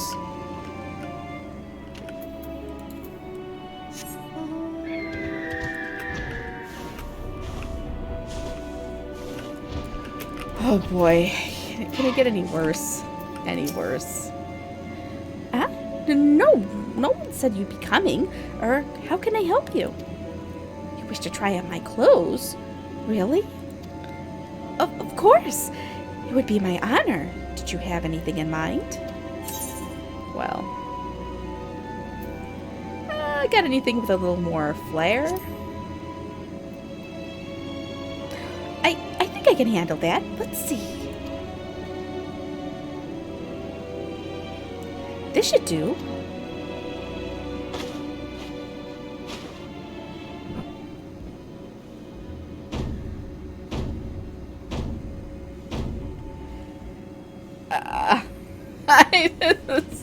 Some of my best work yet.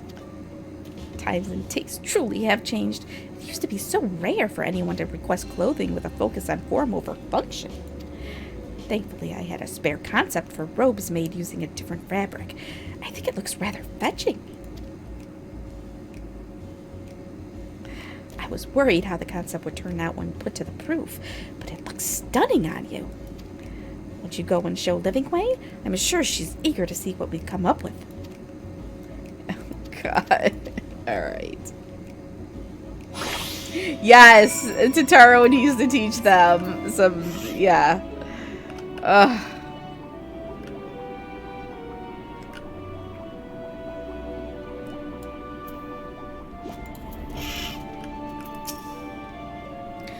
My, don't you look splendid. The result of much trial and error, but I know quality work when I see it. Shh, you needn't speak. I can see your adoration for the moon and elaborates in your eyes. No doubt your friends feel the same having sampled our creations.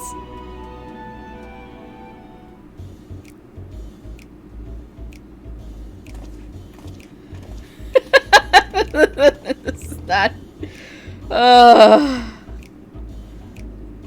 Sorry to have kept you waiting. They insisted we sample all of their concepts ere we returned. Verily, 'tis an ensemble most becoming. Oh, stop it, Uriache! Oh my God.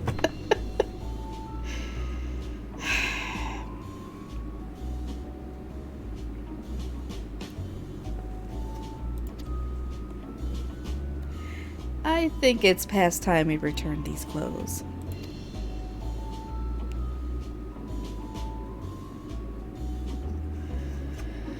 This isn't... they're gonna need work. It's gonna need work. I was so confident our garments would meet with your approval. Whatever are we doing wrong? The Watcher taught us that in his time everyone wore the same robes. To do otherwise was against social etiquette. We thought we could appeal to modern taste by tailoring the robes to specific professions, but...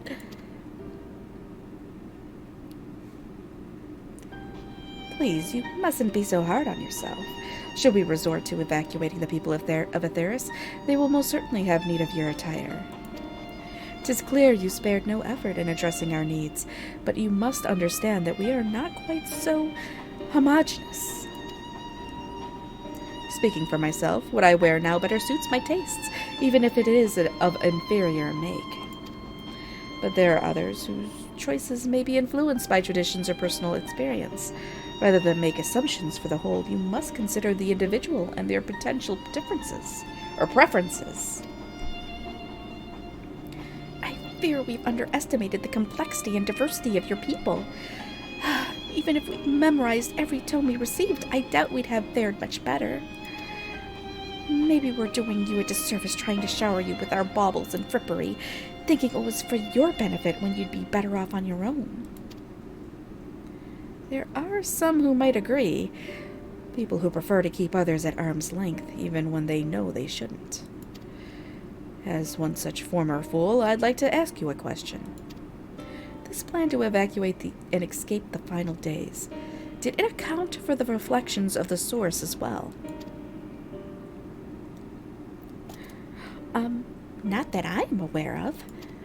We were born of Heidelin's love for Aetheris, and the salvation of the people on that star, and that star alone has ever been our aim. Surely it's better to devote ourselves to saving one world than to divide our efforts across 14, and risk failing them all. I suppose you're right. Livingway, might we have leave to explore Best Way burrows unattended? You have given us much to think about. Why, certainly. Until later, then.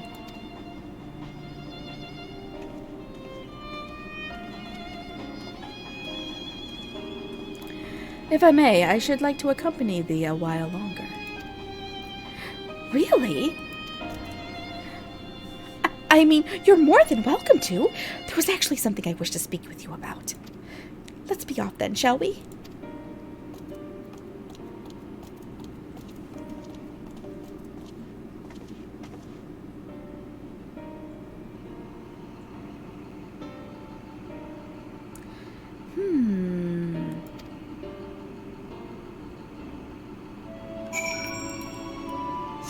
What is that little labyrinth doing over here? Ah! My apologies. I wasn't trying to spy or anything. Everyone's been talking about the visitors come from Aetheris, and I wanted to see what all the fuss was about. I was excited at first, but now I'm worried. What if the people of Aetheris refuse to come? What if we can't save them? It's clear we've made a mess of things. Oh, but wait! You still haven't visited the domiciles. Once you see them, you'll understand how wonderful the moon truly is. I'm sure of it. I'll be waiting for you by the teleporter near the entrance. Oh, and the name's Growing Way, by the way. See you soon. Okay.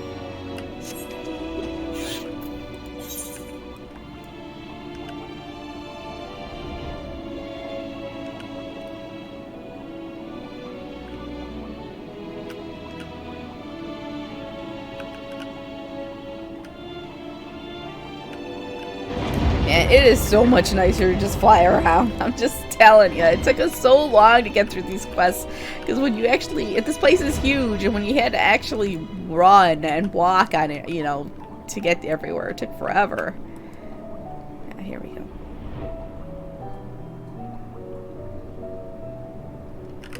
Where are they? Oh, here it is.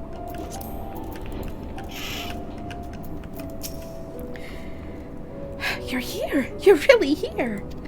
Thank you. Thank you so much. Sorry, what should I call you? Rislin Hollis, huh? Crikey, even your names are amazing. Well, Rislin will be using this teleporter to enter the residential area. Whenever you're ready. No, it's, you know, it would take me forever to get through all of this stuff. Ready in the teleporter. Oh, he doesn't have a small voice. No small voice for Growing Way.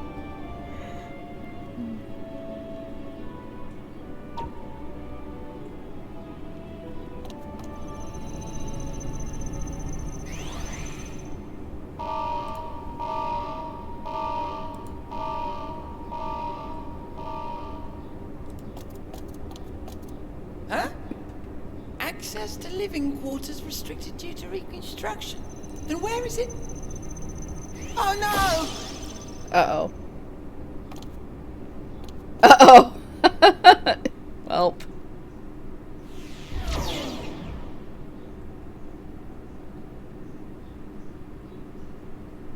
A private audience, as thou didst request, for reasons I know not.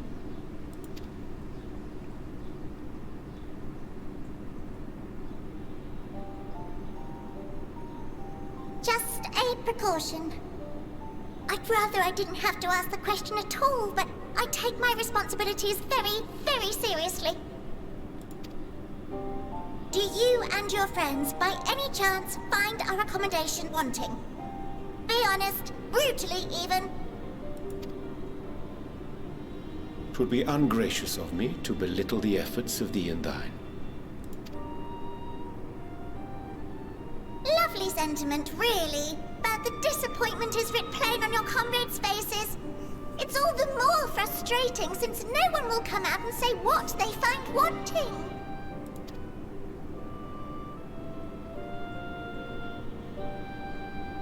If there are faults in our work, we need to know. We can, we will do better. But time is not on our side. The final days will wait for no one. If your people are to be saved, we must take quick and decisive action. This vessel must serve as a home for as many passengers as possible, for far longer than we may like. Which brings me to my request. Our collaborators on Atheris are doing what they can to prepare for the voyage. Would you be willing to go and lend them a hand? Having seen the moon for yourself, you could speak to its many splendors, learn what else they might require, and assuage whatever concerns they have. Wherefore wouldst thou entrust me with such a task? How to put it?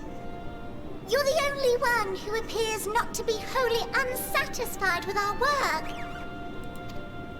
Or quite good at pretending that's the case, at least.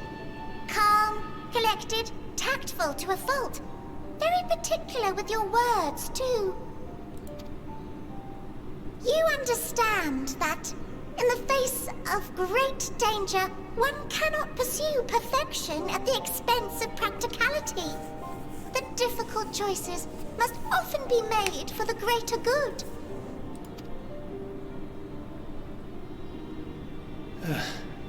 And so fate doth conspire to set my feet upon this path once more. Come again?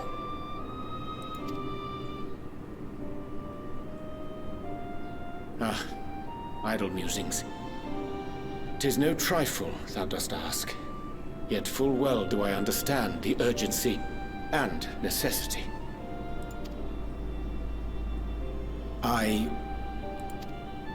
Oh, dear me! Dear me! I was terribly sorry for the mix-up. It's a bit of a malfunction. I hadn't realized the residential quarters were inaccessible, you see. But you're still in one piece. So, all's well that ends well, yes? Won't happen again. I promise. Dang it, growing way. Yeah, they're already gone.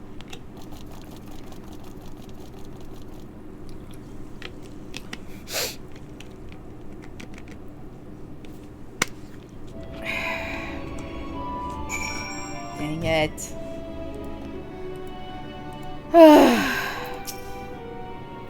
Gosh, that was embarrassing.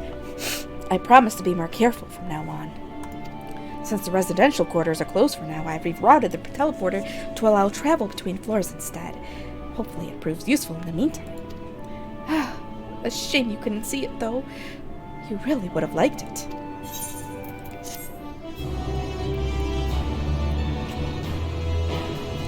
Okay, now, yeah, okay. All's veil that ends veil.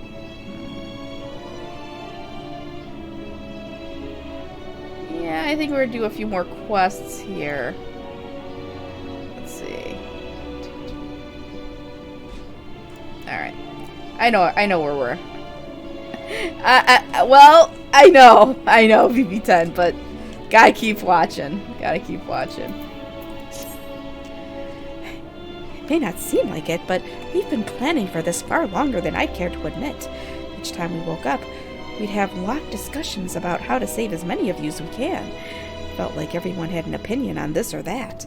But the one thing we all agreed upon was that the people of Atheris wouldn't take action to save themselves until it was far too late.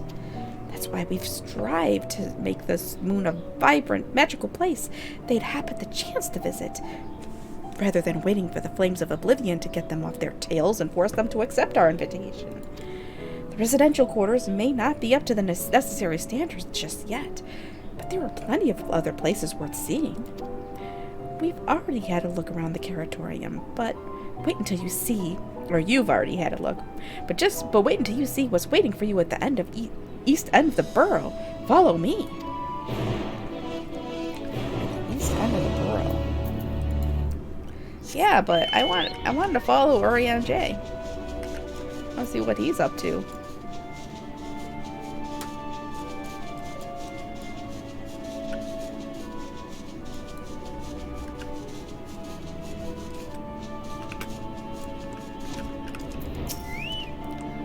Good, you're here. Through this door is greatest Ends Veil. It was named as such because it's the veil to end all veils. The most beautiful forest you'll ever see. We understand the people of Atheris enjoy taking leisurely walks through natural spaces and the like, so I'm sure you'll enjoy it. How about we start with a nice stroll to the fountain? This way.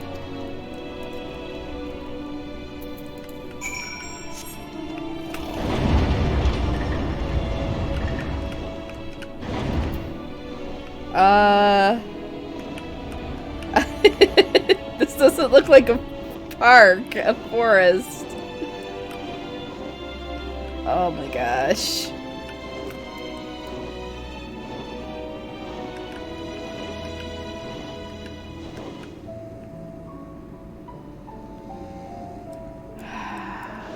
This is not, no. I mean, it's nice, but,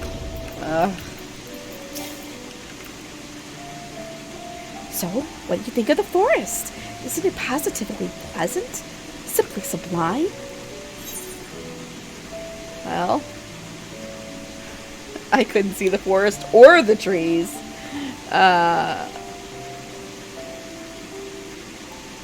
It's as transcendent as burying your face in a chocobo's plumage and taking a long, good whiff. We're gonna go with that one. You really think so? Truly? Hearing you say that means more to me than you know. Personally, I'd say this place is the pride of the borough. Building this place was a challenge, let me tell you. Since we were born here, we've never seen trees in person before, let alone a forest. The information sent by our collaborators was quite enlightening, but after much deliberation, we decided to use crystalline constructs in place of living trees. And thanks to our atmospheric circulation system, this place produces air as clean as that you'd find in a forest on Aetheris. The fountain here behind us, powered by the rather large crystal adorning its top, plays a vital role in supplying us with fresh water. Much time and effort was spent making it the most spherical of spheres, and I dare say the unparalleled roundness speaks for itself. I enjoy nothing more than a nice long stretch and a spot of relaxation whenever I come up here. You look like you could do with a stretch yourself. Alright.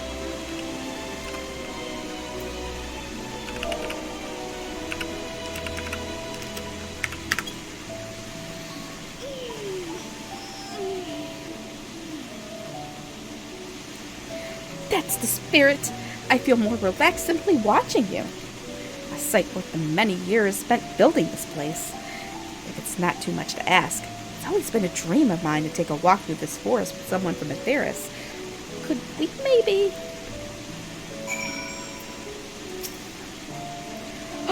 You will? Oh, be my quivering whiskers. Alright, he's accompanying me. Let's go.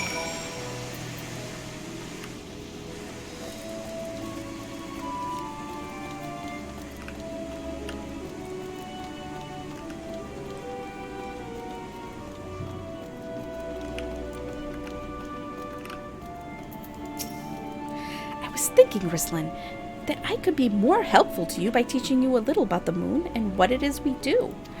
When we were first created, the moon's sole purpose was to hold Zodiark, and there was absolutely nothing to be found here.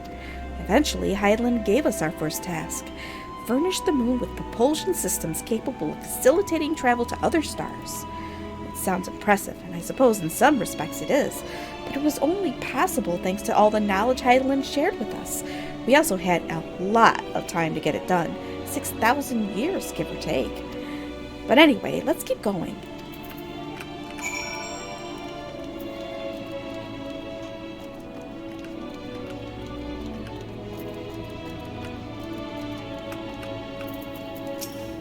This may come as a surprise, but we didn't begin building the habitable I can't say that word, areas until after the propulsion systems were ready. Considering how long it took, I wish we'd started sooner. Who would have thought we'd need 4,000 years to make all this? It certainly wasn't work you dare rush either. We had to create infrastructure and countless supporting systems, some of which wouldn't be operational until hundreds of years later. And then there was that brief period where our productivity came to a screeching halt, when that bizarre red satellite was sent up from Aetheris, the Allagan's mischief, I think. We thought maybe some new nefarious actor was colluding with Zodiark. All we could do was stand by and brace ourselves for the worst. I can't tell you how relieved we were when Hydaelyn informed us of its destruction. Oh yes, there was much joyous humming that day. What's this over here?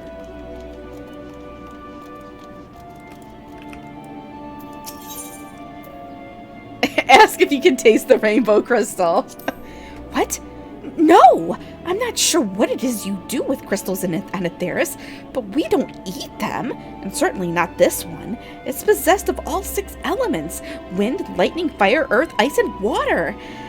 We use crystals like these to maintain the moon's elemental equilibrium.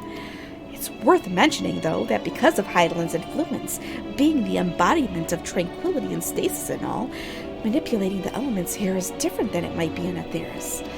Conjuring a fire would sooner dry your clothes than singe them, for example. Put simply, the etheric conditions are ill-suited to growth, which is why the surface is mostly barren. Of course, this was all necessary to keep the raging energies of Zodiark in check. What was that sound? That sound was the, oh crap. Oh. Okay. That sound was the, Loports singing. That's their singing voices. That's how they sing.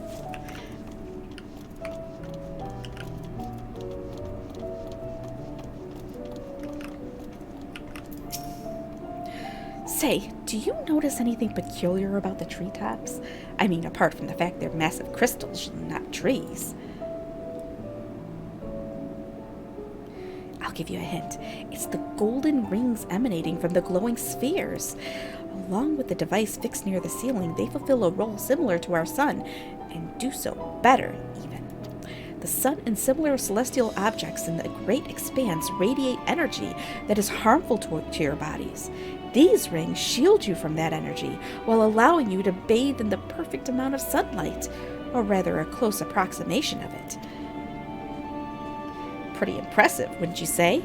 Oh, and if you look closely, you'll see different types of trees have ever so slightly different curvature. Yes, indeed, this forest truly is the greatest. Oh, boy.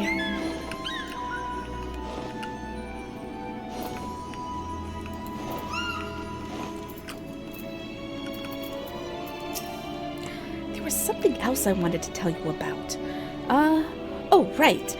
The propulsion systems and habitat facilities were completed around 2,000 years ago, and with that, the most important features were fit for purpose. Which was all well and good, except we still knew absolutely nothing about the present-day people of Aetheris. Why not go and visit Aetheris yourself, you might ask? Strictly forbidden. Were our technology or knowledge of the moon's true purpose exploited for evil ends, the results could be disastrous. Then there were a few more rejoinings, and it became increasingly difficult to converse with Hydaelyn. Fearful we might lose the ability to communicate with her altogether, we beseeched her to find people on Aetheris who we could trust to help. We were quite fortunate everything worked out as it did.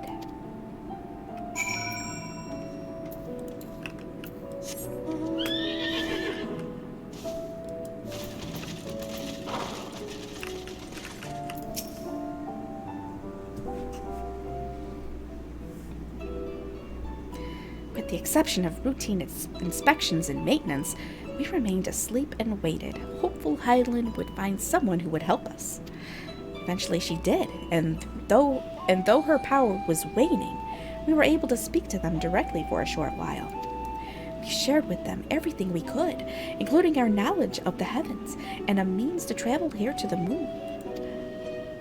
They certainly didn't waste time with what we taught them. No more than a few years after that, our collaborators found a means to convey messages and supplies to us from down below. With all the letters, books, and other resources they sent, we learned enough to start making more meaningful changes to the moon. And now you're here, hopefully enjoying yourself as much as I am. I knew you would like Greatest Endsvale. I knew it! Thank you again for coming here, by the way. I know it was just a walk through the forest, but it meant a lot to me.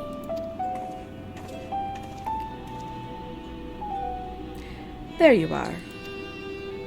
I take it you've already received the Grand Tour. Shame we missed it. growing way. I've been looking all over for you.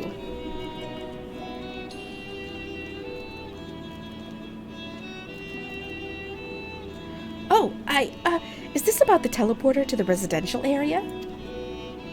No, never mind that. We have more pressing matters at hand. I will be calling an emergency meeting shortly, and your attendance is required. Really? I can't imagine why you'd need me there, but if you insist.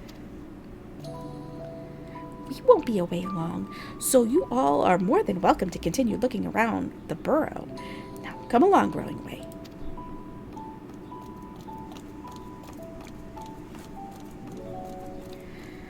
Before we arrived, you seemed to be in the midst of a rousing conversation with your guide. Did you learn anything of import?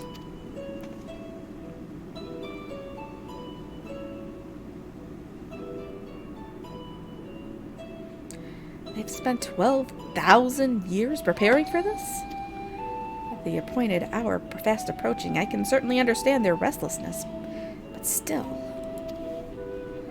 It remains to be seen if the people can be persuaded to evacuate when there are yet no signs of the final days. What's more, the technology of this place defies imagination. I doubt there are many who would readily come to terms with living in such surroundings.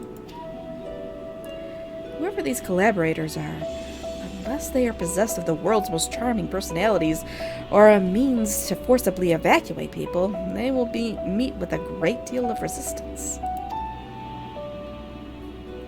Indeed, even if faced with annihilation, the decision to forsake all one knows cannot be made lightly.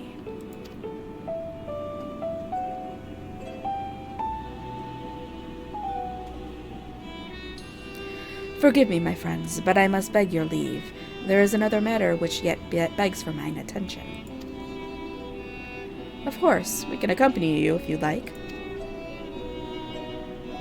Nay, that will not be necessary, if you will excuse me. Aha!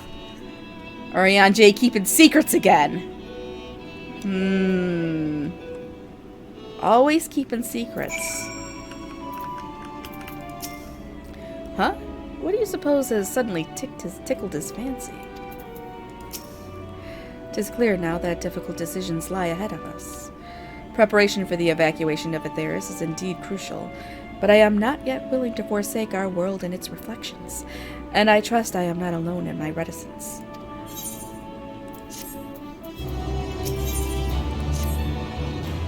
Did Uriah J seem strange to you? More so than usual, I mean. I know he has a penchant for keeping his own counsel, but I'd be lying if I said I wasn't worried. Would you go and see if he's all right? Ishtola and I will remain here and see what else we can learn about the final days. If you hurry, perhaps you can catch up with him.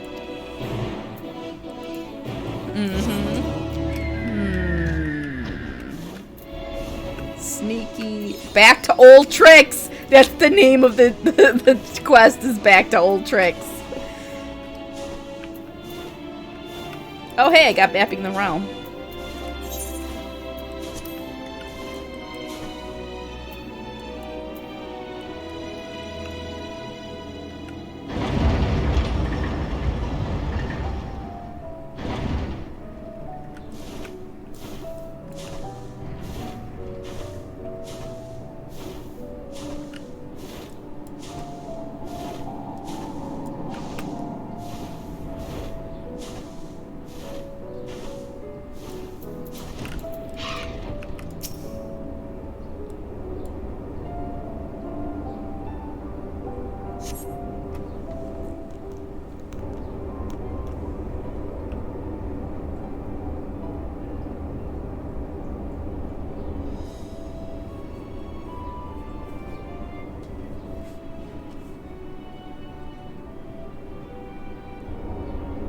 Whatever, penchant. Penchant. I said penchant. Ariane J appears to be heading towards the entrance to Bestways Burrows. I dare you to try and read all of this stuff and not mispronounce anything. I've gotten much better at reading since I started streaming this game. Reading out loud, actually. I could read. I read fantastic. I'm talking about reading aloud.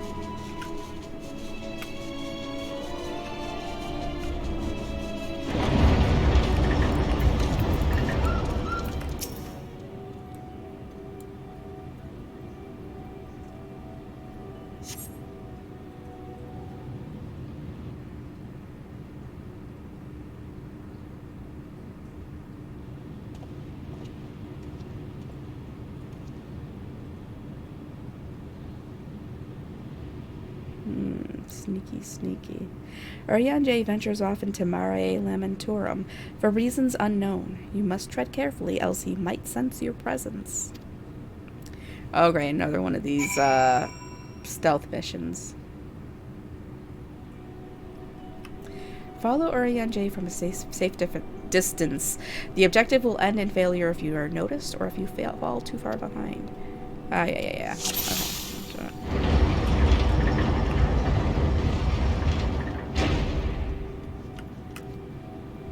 I know, I hate these stealths.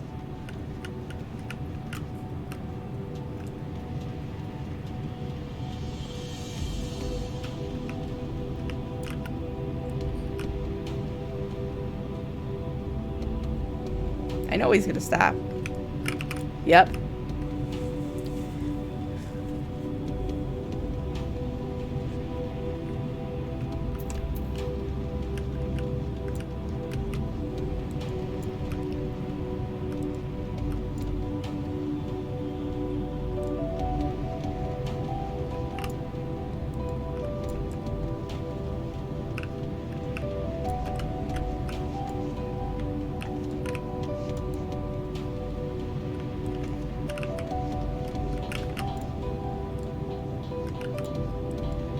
Oh, shit. Woo! Oh, no. I gotta hurry. He's running now. Shit.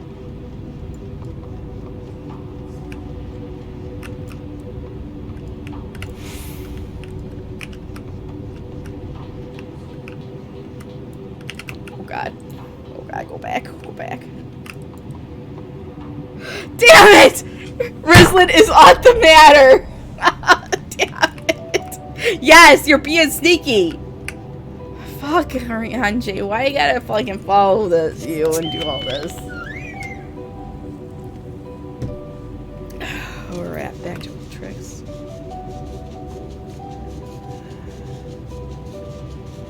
Alright.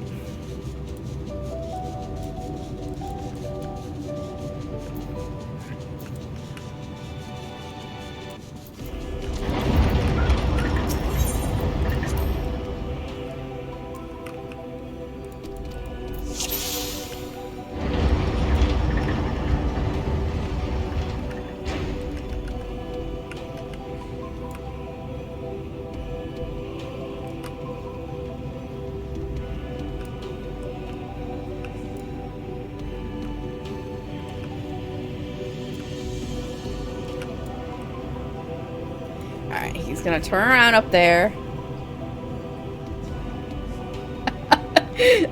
Yes. When I got my new computer together, it was like amazing. Getting new parts, new computers, all this stuff is just exciting. I mean, it's really frustrating if you can't, if you're, when you have problems, but when it's working, it's just, I love it. It's fun.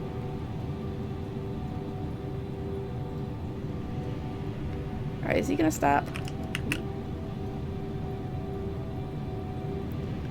Alright, there we go. I gotta run. And catch up with him.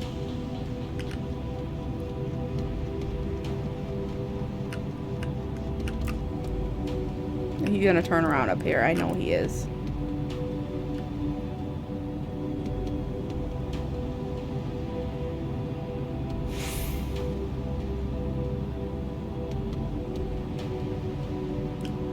Alright, I gotta hurry.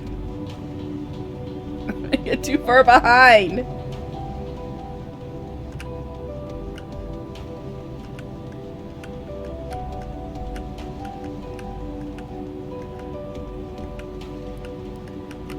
Oh, there we go. I thought you were just screaming at me to run. Just run. Alright, here we go.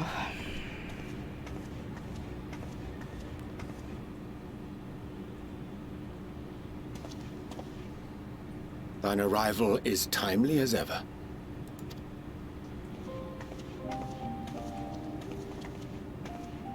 Thou didst chance to overhear my conversation with Living Way, I presume?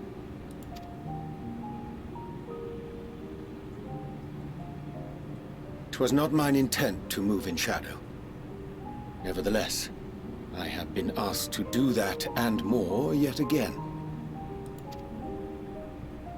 Is it so plain that these strangers could intuit it at a glance?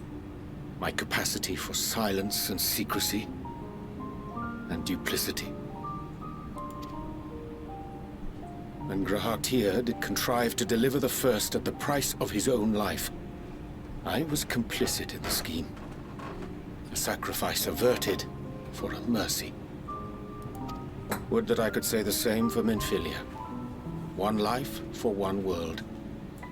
And by that bloody bargain, brokered by my hand, were the scions robbed of a dear comrade, and Flamine her beloved daughter. Two souls, whose selflessness was beyond measure, whose resolve was unshakable. They would not be moved even had I thought to protest. But protest I did not. Far from it. I pushed them forward. No effort did I make to seek out alternatives, ones that would not demand such terrible costs. That resignation weigheth heavy on my mind, as does the memory of another lost to mine inaction. Dearest Moonbringer, who did face death unflinching, that we might secure a means to bring low the Ascians. Breda. I'm glad they haven't forgotten about her. In her hour of need, I did naught. Dutiful disciple of Louisoix, ever looking to the greater good. Had I shut mine eyes and bid her live instead, mayhap she would be with us today.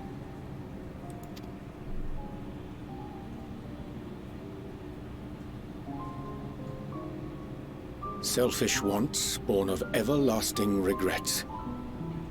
Most days I put them from my mind, but could think of naught else when asked to swallow the same bitter draught. Subterfuge and sacrifice. Mayhap the right moral choice, but one I regard with great trepidation.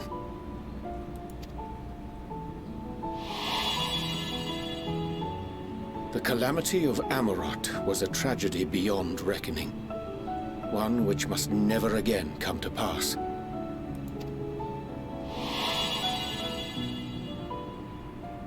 Thus must we struggle. Haunted by ghosts of those we have lost. Clinging to those we pray we can yet save. But what of those we cannot? How do we make peace with the dreadful algebra of necessity?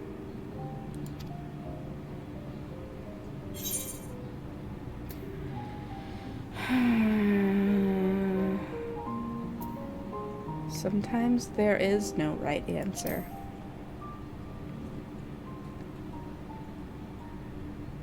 I am not alone in my discomfort, then?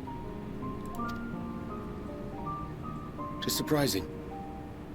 Though perhaps not. We scions are wont to debate strategy at length, but are resolute and unwavering in execution. Strange. Scarcely can I remember when last we spoke alone, and so candidly.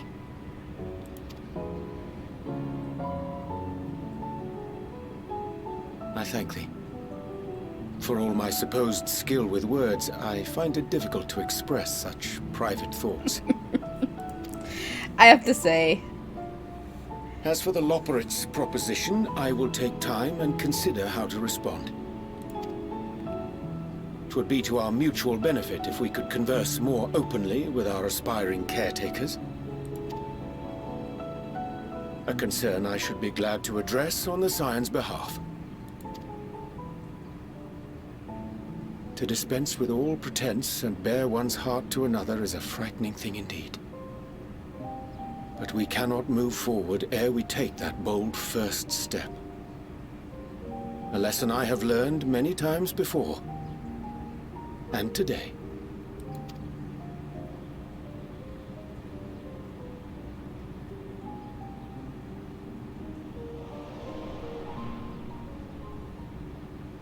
What are they saying?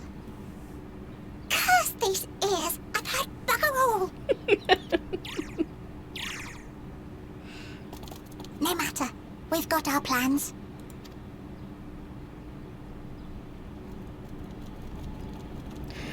I have to say, this expansion has really, the first time we really get much character development for Urianger, and I actually made me like his character. Like, I fucking, you watched me slay it. I was pissed at him in Heaven's Word, I was pissed at him at the end of ARR, and I was pissed at him in Shadowbringers. But then this expansion happens, and I'm like, you know what? Alright. He did all this shit, and he was put into these positions, and he's realized that, you know, he may have made some of these bad decisions, but and he regrets them, and he regrets that he didn't try saving Moonbrita. And yes, he has a bit of self-loathing going on, and I feel bad for the guy. I'm still pissed at him for all that other shit, but I'm starting to the ice is thawing a little bit.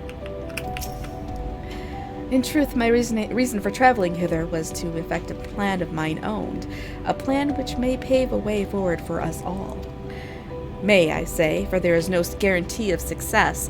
'Tis the reason I set out alone, that failure, should it come, would be mine to bear alone. Yet thou standest before me with proffered hand and open heart. 'Twould be remiss of me to refuse thy amity, and so I ask, wouldst thou join in mine endeavor? What is your endeavor, Urianger? And I'm like way too close to you right now. I thank thee for accompanying me. 'Tis a simple plan in truth. We shall not be long away from Bestway's burrow. Difficult decisions must needs be made in the coming days, but I nevertheless believe we are all one mind, and our desire to save the people of Atheris. To make clear our resolve to the Loporrits, I would offer them a gift.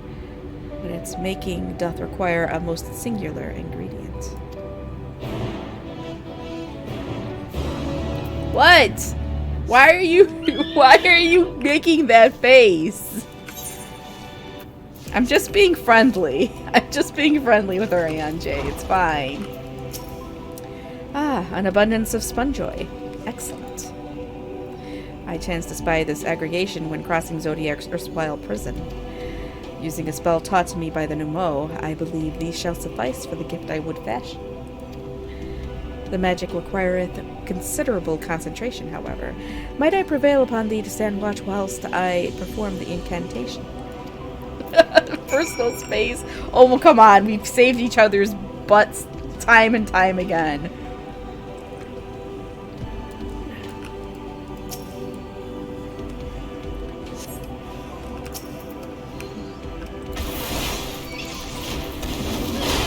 Oh, it's just one.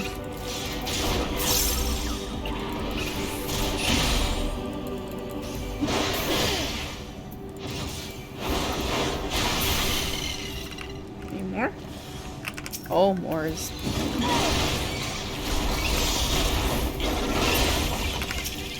Damn.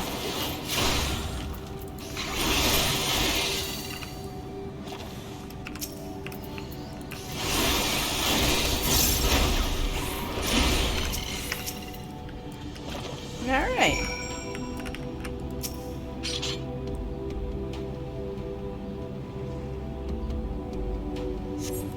Surveying the nearby area, you see no sign of potential threats. This would be a good opportunity to see how Urianger is faring.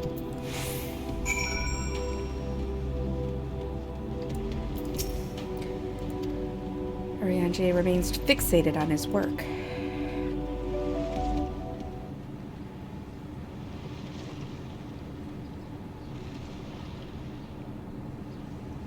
There. 'Tis done. A magicked ink, every ounce as efficacious as that crafted by the Numo. Rare is the occasion I would conjure mine own, but is nevertheless a most useful skill. The resulting product is, admittedly, possessed of no preternatural properties, but its hue is one of mine own choosing, which I pray the Loperids will appreciate. Rislin? What? I don't know who's saying this. I don't know what voice to use. Rislin? Ariane? Oh, thank goodness! I thought you had been eaten or had perhaps fallen into a crater. It is the Loperids. Okay, good. Ishtola's been looking all over for you, Rislin. She says she needs to speak with you about something most urgent. Dire, even. She was also quite clear that she wishes to speak with Rislin alone, which means I'm afraid you must stay behind, Ariane. But worry not. It just so happens we need your help with an errand, delivering a package from the Watcher's Palace to Bestway's Burrows. It's quite large and heavy, perhaps even too heavy for we poor Loperids, and we would be ever so grateful if you could lend us a hand. That's convenient. Suspiciously convenient. Are you insinuating I would betray the trust of Hydaelyn's chosen? Or worse, do anything to risk getting on Ishtola's bad side? She's clearly not one to be crossed nor made to wait. Now off with you. Worry not, Rislin. I shan't be long.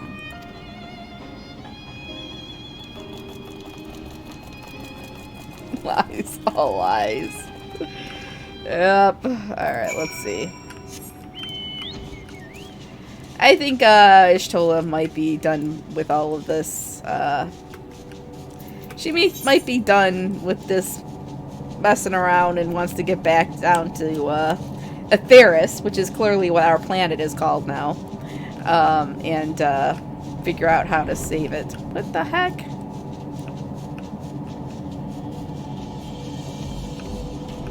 Why can't I just go that way? Ah, shit.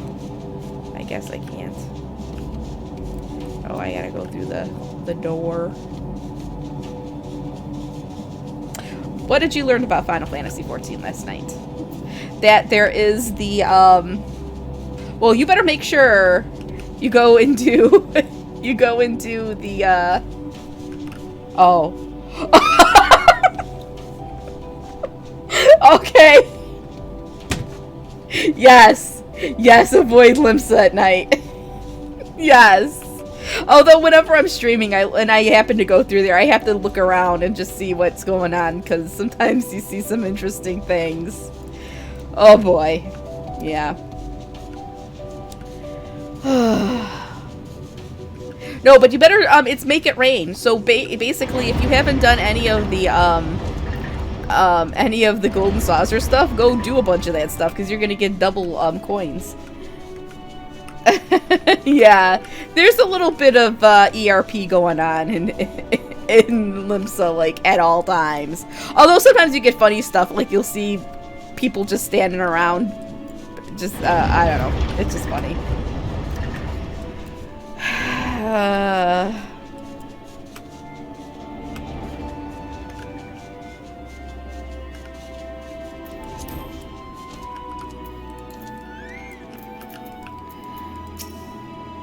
Everything is all right with Ariane J, then. That's a relief. Oh, Rislin, we thought you would be away for far longer. A dire emergency? I said no such thing. But as you are here, I could use your assistance with one small matter. Running away, a companion of growing ways, apparently has much to tell us of the final days. The problem, however, is that he is determined to live up to his name, refusing to stay still long enough for us to hold a conversation. Is there anywhere he's likely to stop and rest? Or perhaps there's a way to slow him down? What? What's the rush? I was thinking we should wait here, maybe enjoy a cold mug of carrot juice, and... No? Well, if it's really that important, you can try using these balls of moose flesh, not to be confused with the other thing. Running Way's other notable feature is his incessant chatter, so you'll have no trouble finding him in a crowd, and when you do, try lobbing your balls at him. Crude, but if it proves effective. He was here in Greatest Endsvale when last week I saw him. Let us split up and find him. We gotta lob our balls at him. It is. Gold Saucer is a lot of fun.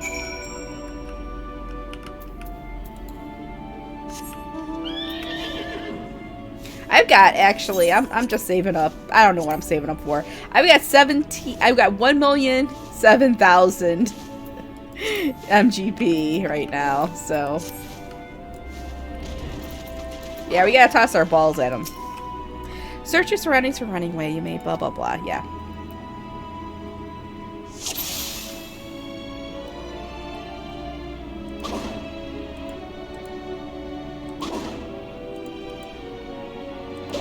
Oh wait, oh, is that Running Way? No, I guess it's not him. I'm not an addict. I just like, the mini games are fun. They can be fun.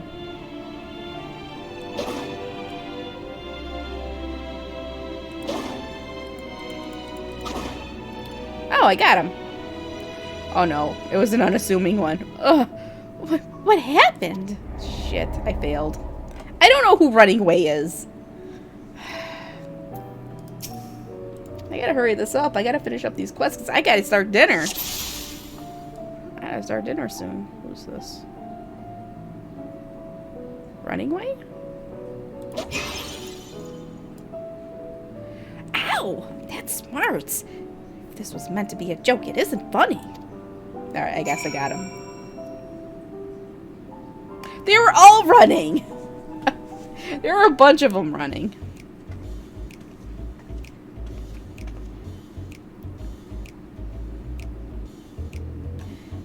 Yes, I'm Running Away. Do you mind explaining why you hit me in the face with your balls of moose flesh?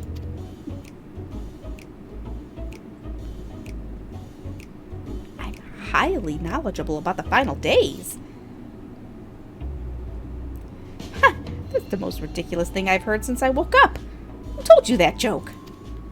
As if we've got time to look into the final days when there's so much to do before the great voyage.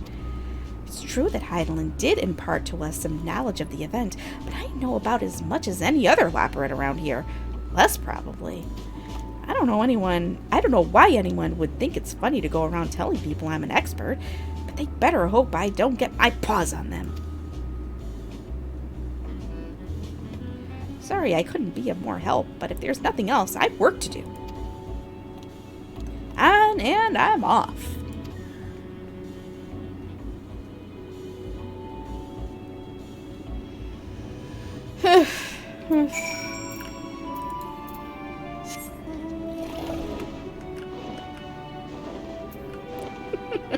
All lies. Oh no, you caught him? I mean, well done, you. Growing way lie does. Any luck? I tried near the entrance, but there was no sign of him.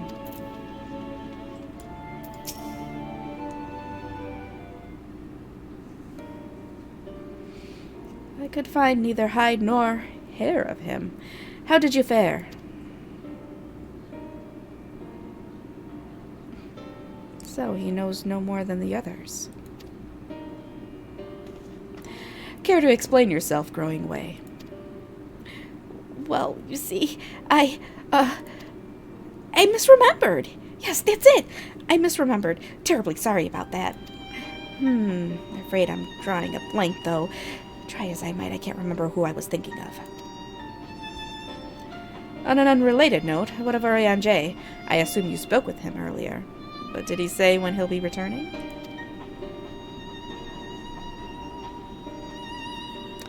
On his way to the Watcher's Palace with Living Way.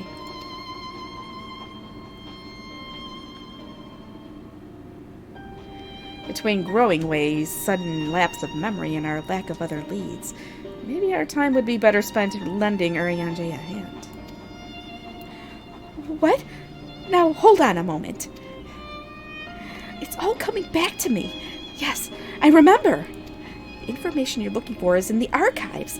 Yes, that's where you'll find all sorts of useful knowledge, including that pertaining to the final days.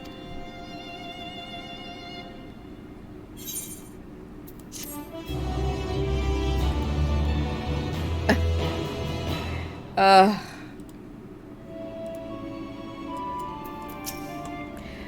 am beginning to grow tired of these games. If some scheme was afoot, surely Urianger would be the first to see through it. Then again, he does tend to give others the benefit of the doubt. What do I do? What do I do? I promised Living Way I would help, but... Oh, no, I promised I'd help. So that's what I'll do. The archives are on the second floor of the main plaza, the eastern wing. Follow me. I suspect the Laportes are up to something, but if there is aught to be learned of the final days, I think it best we play along. For now, at least.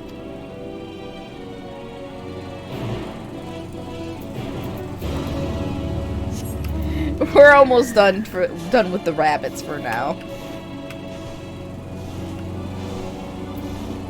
Moping Way? We haven't found Pudding Way yet.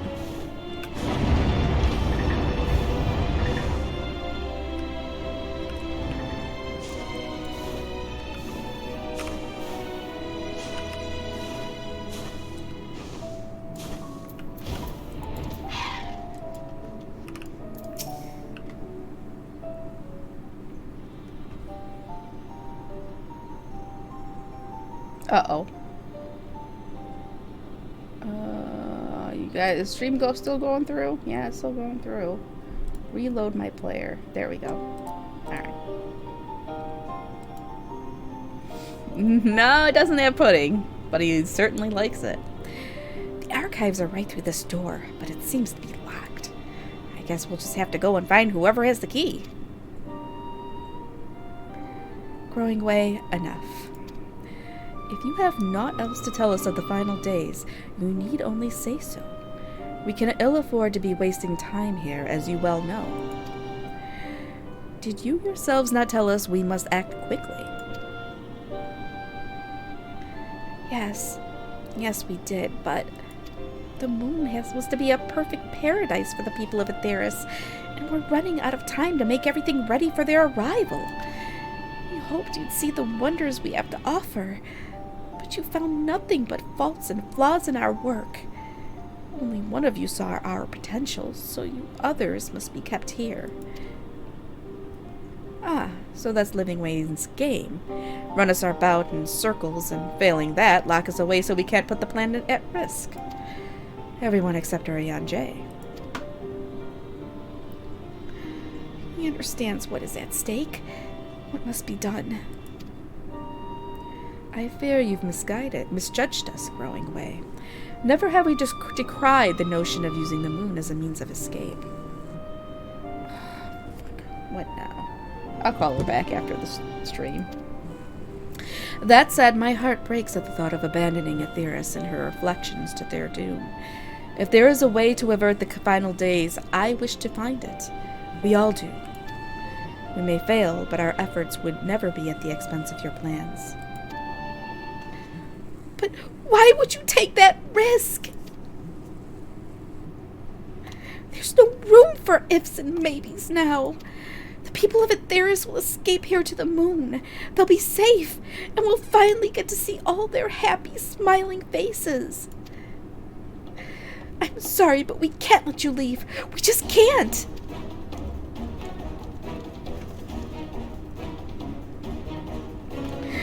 Do what you must, but try not to hurt them.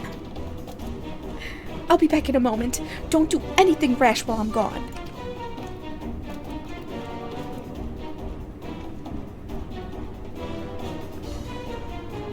If we dally, they'll overwhelm us with sheer numbers. I say we knock these ones out, split up, and make our way to the exit. Agreed. Let us reconvene where Argos awaits outside.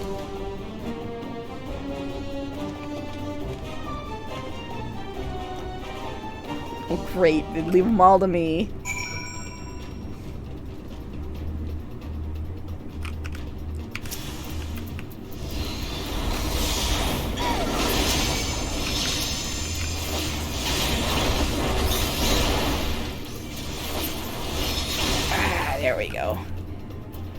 Blarg. Oh, there's more of them!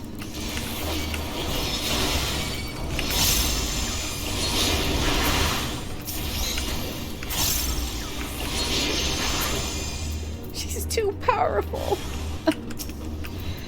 Please come quietly.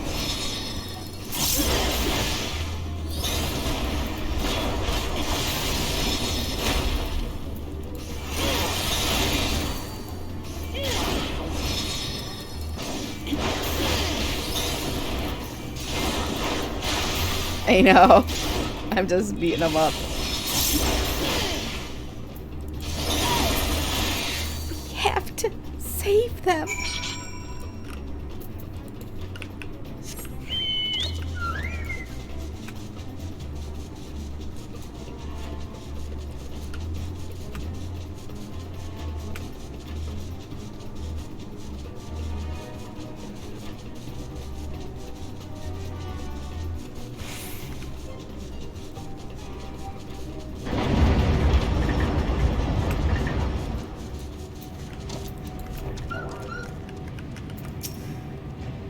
There you are. Didn't rough them up too badly, did you? Good, you're here. We must hurry to the Watcher's Palace and find Ariane J. Oh boy.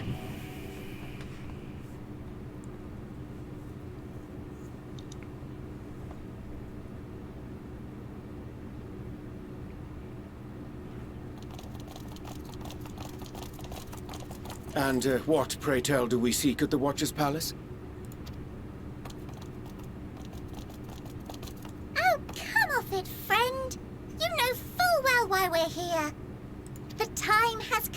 For you to return to Aetheris and help your brethren prepare for their journey here and beyond.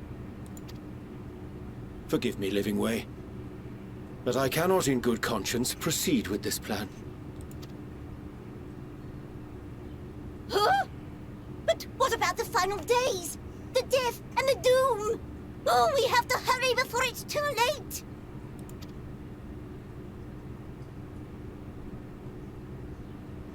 Your unflagging commitment to your duty is endearing, to say the least.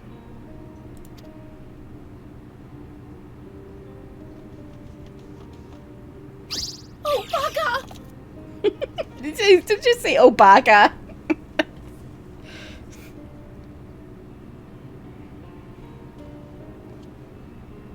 Be at ease. They bear you no grudge, nor do I. How could we, having come to understand your purpose? For millennia, you and yours worked tirelessly towards the singular purpose of this heavenly vessel's construction. An arduous feat by any measure. It is clear you have spared no effort. Why, your very names are a testament to your dedication.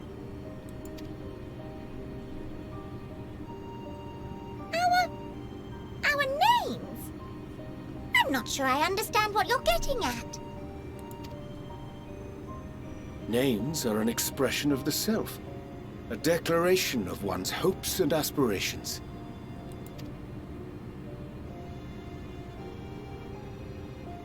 Your use of contemporary, uncomplicated nomenclature doth ensure clarity of purpose. There can be no doubt that your love for the people of Aetheris is boundless and pure. Oh, my neighbor's leaving. Yes! Yes! A most mellifluous phrasing! We Loperids were born of Hydaelyn's love for Aetheris. That shining, shimmering blue jewel, brightest star in the sky, brimming with life and possibilities.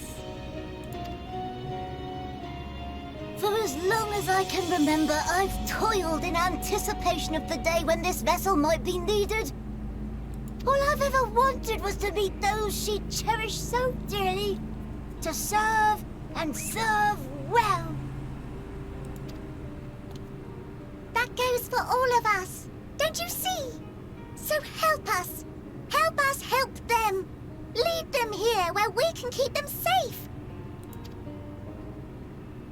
If there's anything wrong with what we've built, we'll fix it. We'll make it right.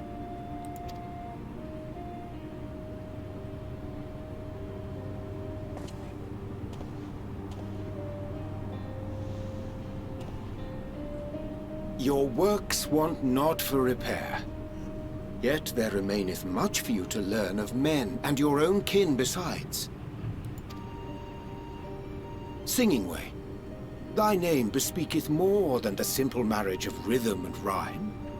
The songs of Aetheris are beyond counting, and span the length and breadth of emotion.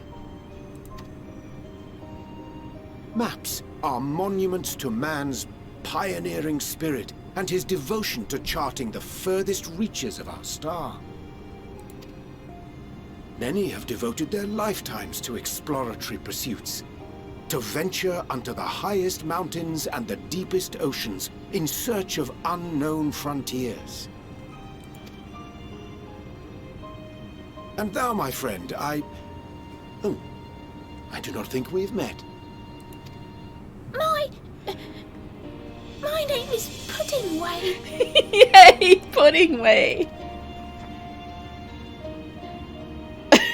Puddingway? Yes, indeed. A name of deep and abiding significance, I'm sure. But one perhaps better communicated through delicious deeds than tasteless words. A judicious application of fey magics at a later juncture may be appropriate. Puddingway. And Living Way. 'Tis no easy feat to convey the significance of thy moniker. When I was a bookish boy, a dear friend of mine was fond of peppering me with questions as I read, to my occasional annoyance. One day, I posed to her a question of mine own. What doth it mean to live? After much contemplation, she proffered this answer. The anticipation of a half-read story's conclusion. The hope today's mistake may serve as tomorrow's lesson. The wish that a new acquaintance may one day call thee friend. She believed it to be all these moments and more.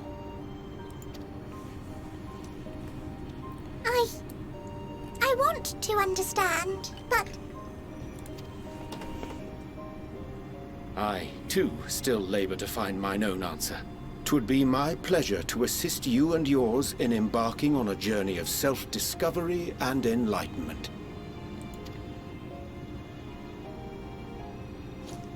For thee.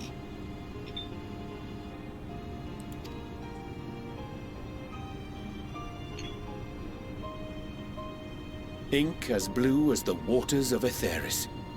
Made in haste, though I assure thee, the quality has not suffered for it. The people need not be persuaded by honeyed words. Nay, I have faith they shall do what is right in due course. Until they do, I beg your patience, friends. And with that ink, let us fill the empty pages of Living Way's compendium.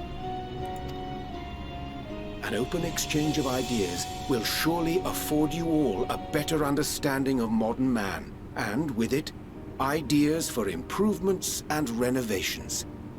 But more importantly, it shall empower us to together find a way forward.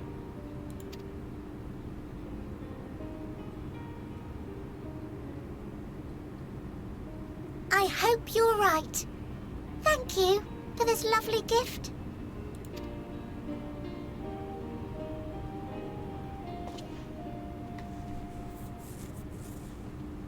There you have it.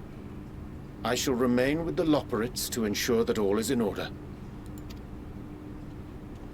Though we must needs prepare for every eventuality, you would all agree that the evacuation of our star is a last resort. To accept failure is to accept the demise not only of our star, but that of Reen's, of all reflections, and the souls that call them home. Which is why I have every faith that you shall fight to the last. That such drastic measures may prove unnecessary. Should the worst come to the worst, and I pray deeply that it won't, I'll take comfort in knowing preparations were made under your watchful eye. Aye. Thou mayest be assured that if calamity cometh, not a soul will be left behind. If being the operative term.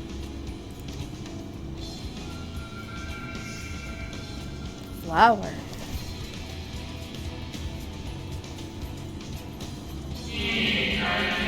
That flower, how came it into your possession?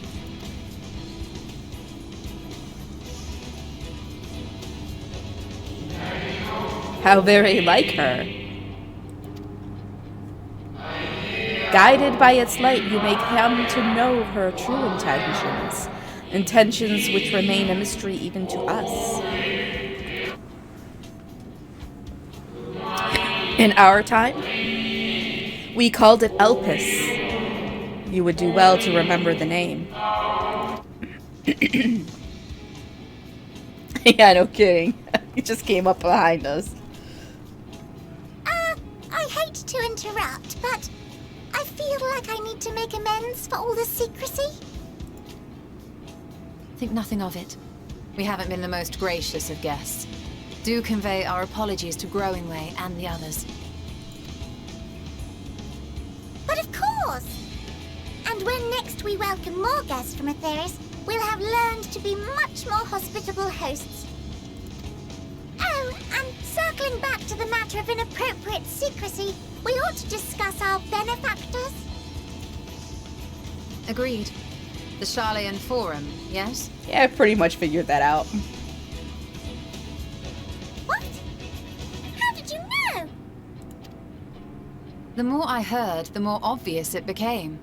The Forum's aims align closely with those of your anonymous patrons.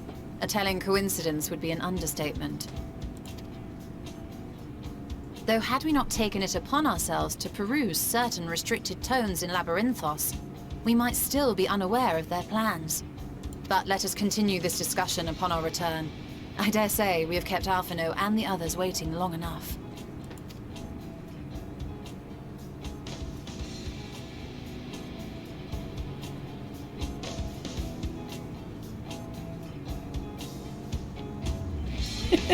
Yep. The charlatans have been working with the Loporrits. A declaration of hopes and aspirations. I hadn't thought of it that way before. The Loporrits may be in good hands now, but that doesn't change the fact that their plan is a last resort I'd rather not employ. Let's see it doesn't come to that. For the first and all the other reflections. The Loporrits think so highly of the people of Aetheris, yet it seems this evacuation plan is the only way they know to express their adoration. If we had been more clear in our intentions from the start, mayhap we could have avoided this wrinkle. Something to keep in mind in future. The others will be so happy to hear Ariadne is going to stay and teach us all about Aetheris. We'll have to be careful not to get too distracted by his lessons. There's still maintenance to carry out after all. I don't know. I don't remember. Well, that was all rather embarrassing, wasn't it? At least we're on the same page now. People and Aetheris. We'll save both, or at least give it a good try.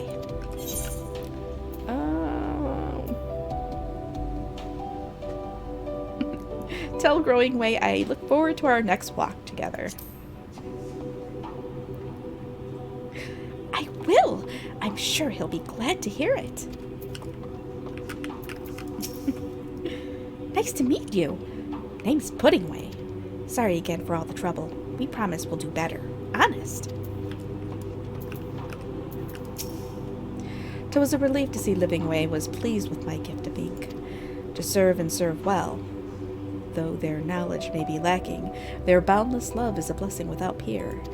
It will be no easy task to prepare them for what must needs be done, but gladly do I embrace this duty, even if it doth necessitate that we part ways for a time. Forgive me my absence, but I have the utmost faith in you, and all our fellow scions. When next I return to Aetheris, I pray I find you all in good health and good spirits. I know I did.